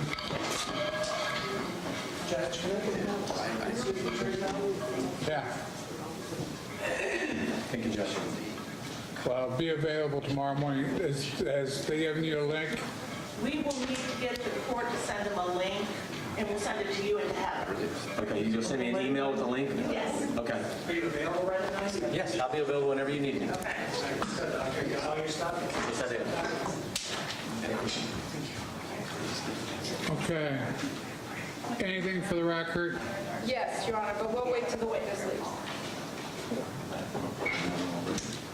Ms. Sawyer, anything for the record? Nothing for the record, Your Honor. Ms. Menasche? Yes, Your Honor, thank you. Your Honor,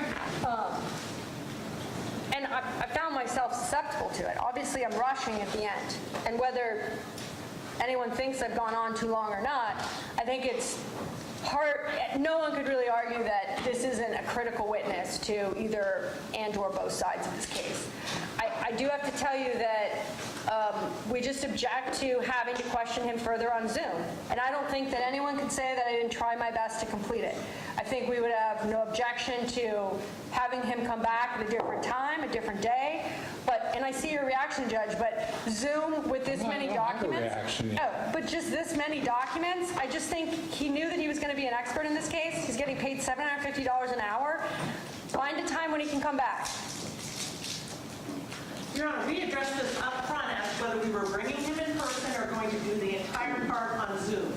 We addressed the fact that he would only be here for one day. Would they be able to do that? Otherwise, we would have just left him in Tennessee and done it via Zoom. I mentioned the fact that he's an ICU doctor, has patients, which he said he has appointments for tomorrow, and that he is the caretaker of an adult brother who has Down syndrome, and so can't be away from home for long periods of time. And the defense at that time indicated that we thought we could get going today, and if not, finishing it up on Zoom would be appropriate. The one thing they had asked was that they have the equal amount of time in person, which they did, Your Honor. In fact, I believe they had a few minutes more than I had. Your Honor, I can just say that I did not agree to where I am today. All I can tell you is what I'm telling the court now on behalf of Dr. Husel is I think this witness needs to continue in person. I can tell you that if the state had proposed ever to initially call him by Zoom, we would have objected to Dr. Eli being called on Zoom.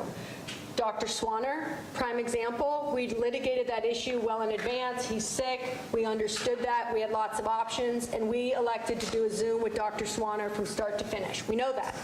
This is different. This is it's hard to imagine they wouldn't say or concede this is their biggest witness. I did my best to get through it. There are 14 patients. I did not try to linger. I'm like, the whole team's trying to work with me here. So I don't know when it is or when he can come back, but he is being paid $750 an hour, and I would ask that he be brought back for the remaining cross and any redirect, which I would imagine would be of length. And it just doesn't seem unfair to me with a man's life on the line. Okay, first things first. I've listened to both sides. We went over this last week as the solution. Now, if you're saying that you absolutely have to have him live, tell me why. Well, Your Honor, because you've had a chance to confront him, okay? The Zoom isn't going to change the testimony in any way. Your Honor, I think as indicated by the mess that is created around me, is this is a very document-intensive witness. The Zoom becomes fragmented with a lot of documents. It's also, as evidenced by the last 30 minutes, the kind of case where he says one thing, we instantaneously pull a document. It's not like I had all these documents prepped, right? We're trying to be responsive to the best of our ability. I'm going to own, if you say we discussed this already, and you say, Ms. Menasche, you didn't object like you are previously, I'm going to tell you I didn't. But I didn't really know until right this minute and this afternoon and today that Dr. Ely would present as he does. And I think he should be here in person. Okay, was he ever deposed in the civil cases? No.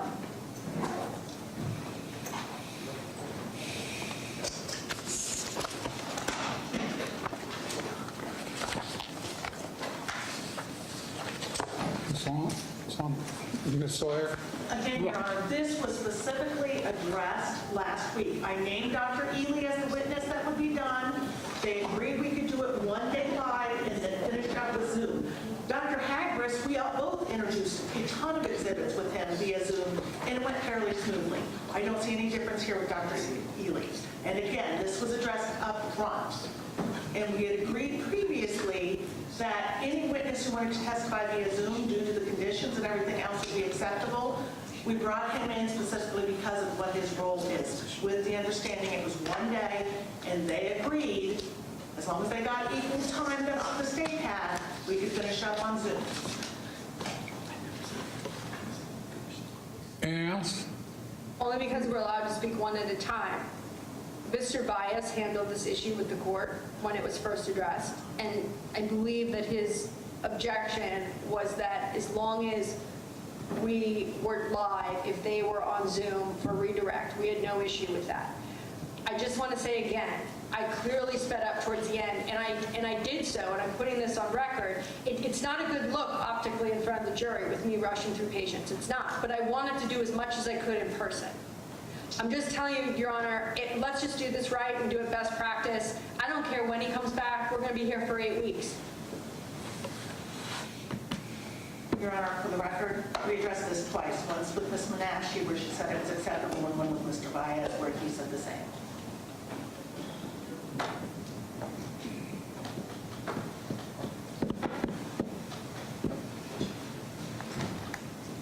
See, he's different than Dr. is it Hagris? Correct. Okay? Dr. Hagris was a fact witness. This is an opinion witness. I want a minute to think about it. Well, Your Honor, he's expecting a Zoom link for 9 in the morning. How do you want us, we'll need to get Darcy. I don't know yet, okay? Okay. Give me a minute to think. Okay, I'm sorry. I thought you wanted to think overnight. No. I apologize, Your Honor. No, I want to think this through for a second. Plus, I want to stretch my legs. Okay, we're off the record for a minute.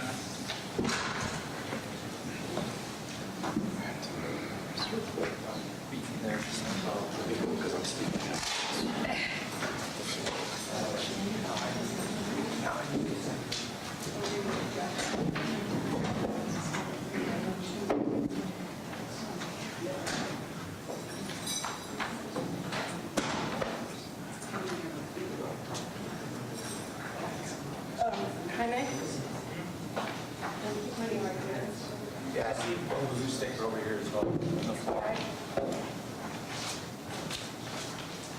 Did you get the Tracy Young that I marked? What do we know is Healy fixing?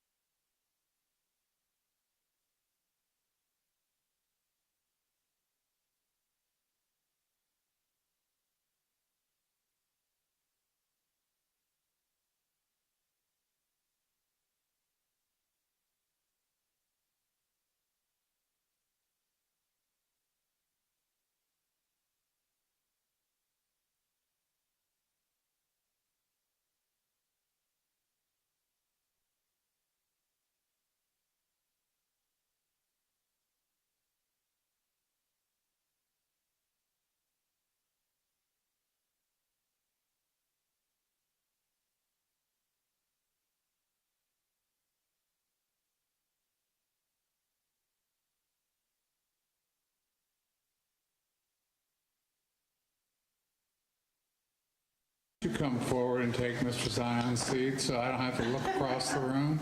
I can stand next to him, Your Honor. Okay, that's fine. Ms. Menashe, how much more time do you have in examination? Your Honor, Roughly, I know you can't have a crystal ball, but give me an idea.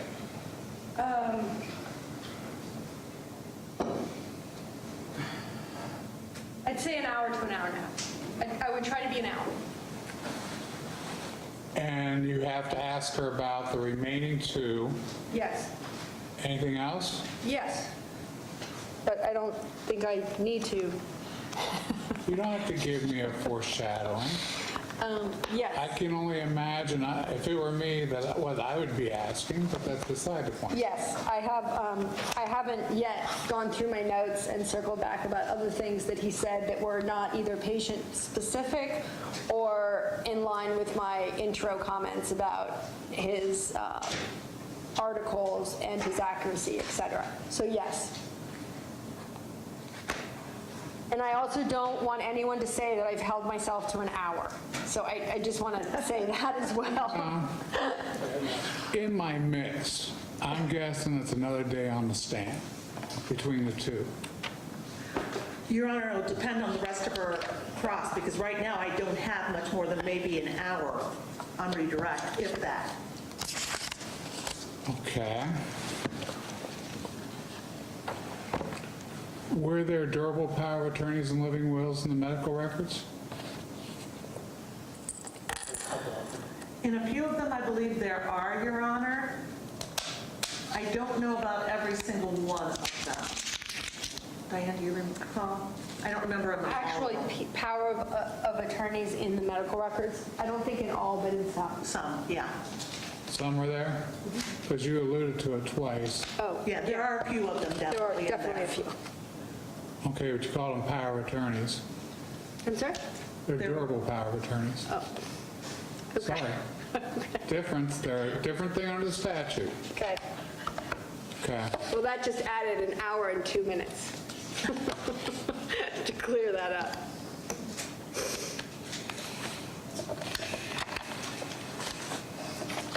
I hate doing this to the jury, but let's bring him back live another day in the future. You coordinate his calendar, Okay. okay? And Your Honor, I know it will not be March 11th through the 18th because I will not be here to handle him then. Okay, well, we're kind of stuck, Yeah.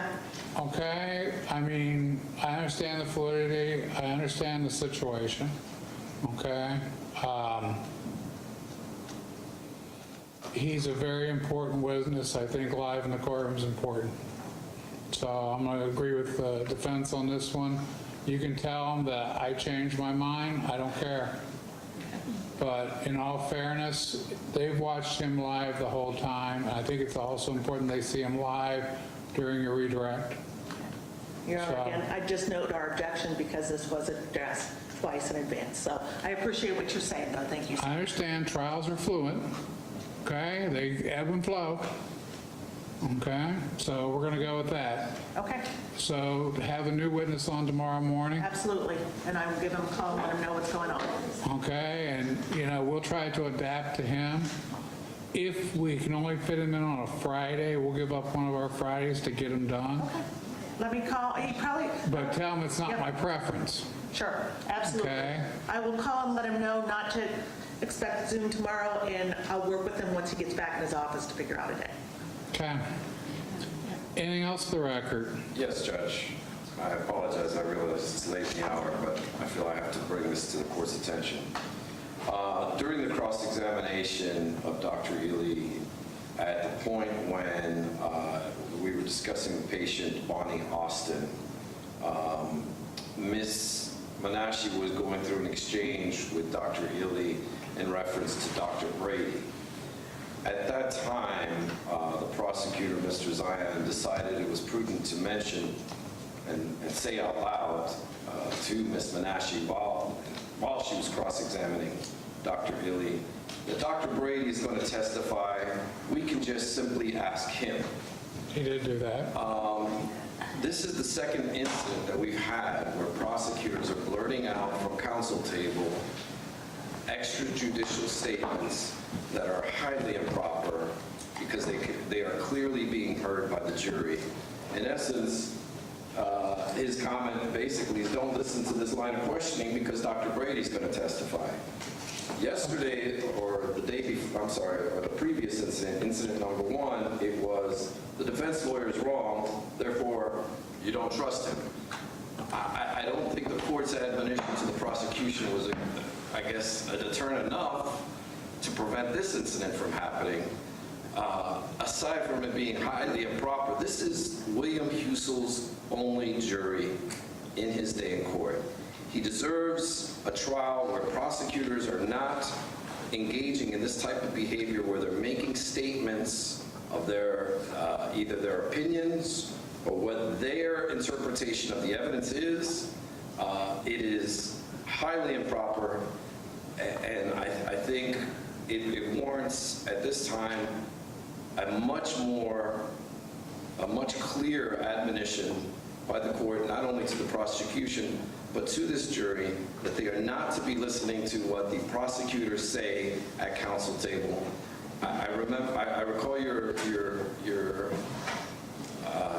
I guess your curative was general in nature, but one time we have a slip up, 2 times it's a pattern, and 1 time alone is enough, in my opinion, to convict a man if there's anything that sticks with the juror's mind, and it's just simply not acceptable to the defense.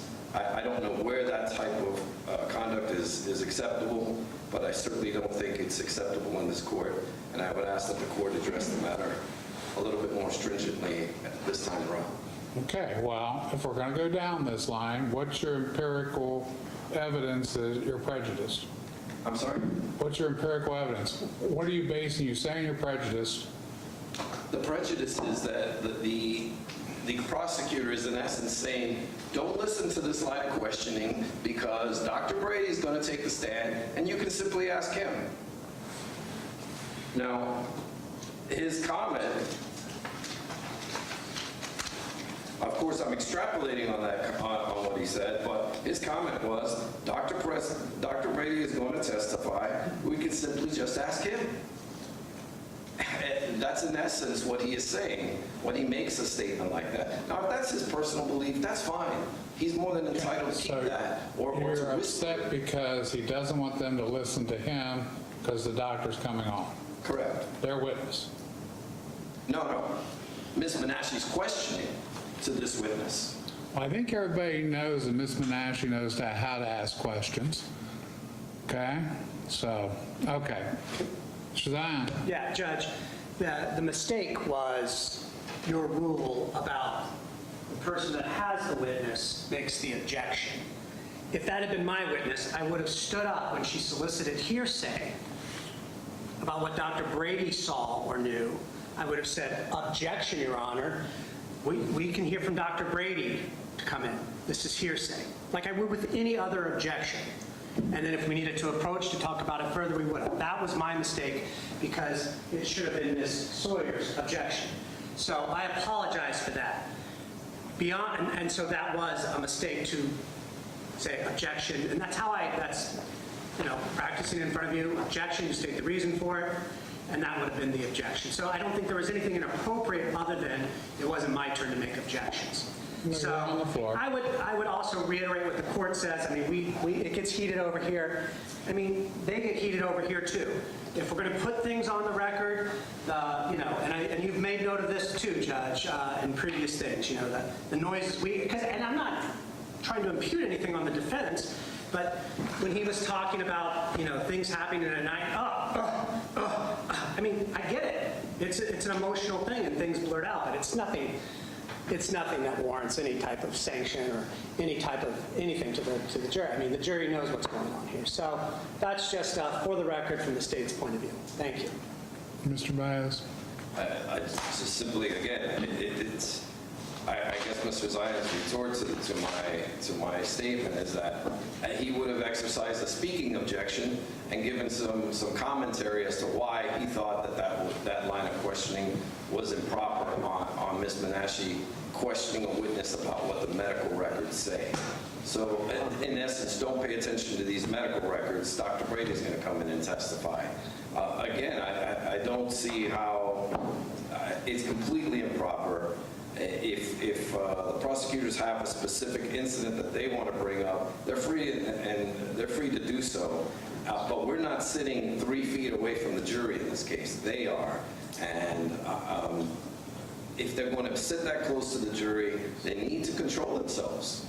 And that's just simply put it. And that's no shot at these prosecutors. Personally, I like them all, but I don't like them enough to allow them to make extra comments to this jury while my client is standing trial for murder. So I think it needs to be addressed, and this is the second time we've had this come up. What are we going to wait for, a third or fourth, until we get to the point where perhaps Dr. Huxell's not getting a fair trial? I simply don't want that to happen, and I don't want us to be in that position. I think this needs to stop, and it needs to stop immediately. And that's my 2 cents, Judge. Okay. Mrs. Zion, you were not on the floor. You know my rule. And I apologize, and that's why I kind of like, but had I been, that's all I was trying to do is. You know you don't do walking objections with me. What's that? You don't do the walking objections. She should have objected hearsay, and that'd been it. Yeah, and Okay? But that's between you two. It shouldn't have come out like that because you went above and beyond. We won't have this behavior again. I apologize, Your Honor. Okay? It's just Because a next mistake. time I'm going to start sanctioning. Yes, sir. Okay? Yes, sir. That goes for everybody. If you're not on the floor, you don't talk. It's the benefit of the jury, okay? They're the ones who have the right to hear this, and if I got a bunch of people talking, irregardless, if you guys need to speak, then let's go sidebar. But one person's on the floor, and the behavior stops, okay? 2 days in a row. The last one was last Friday. Okay? Unless you're going to make some motion at this point in time, I don't think it's there. I think we can cure it with this. I don't know the extent with the jury. I might have to do something. Here I'm playing Russian roulette with 5 bullets. If I mention the jury tomorrow that blurted out yesterday, am I re-informing it? I don't think you want that. I understand the court's position, and I'm not trying to make more of this than what it is. So what we will do is we'll take the evening to discuss it amongst the team, and if I feel I need to make a formal motion, I'll do so in the morning. If not, I appreciate the court's attention to the matter. Okay.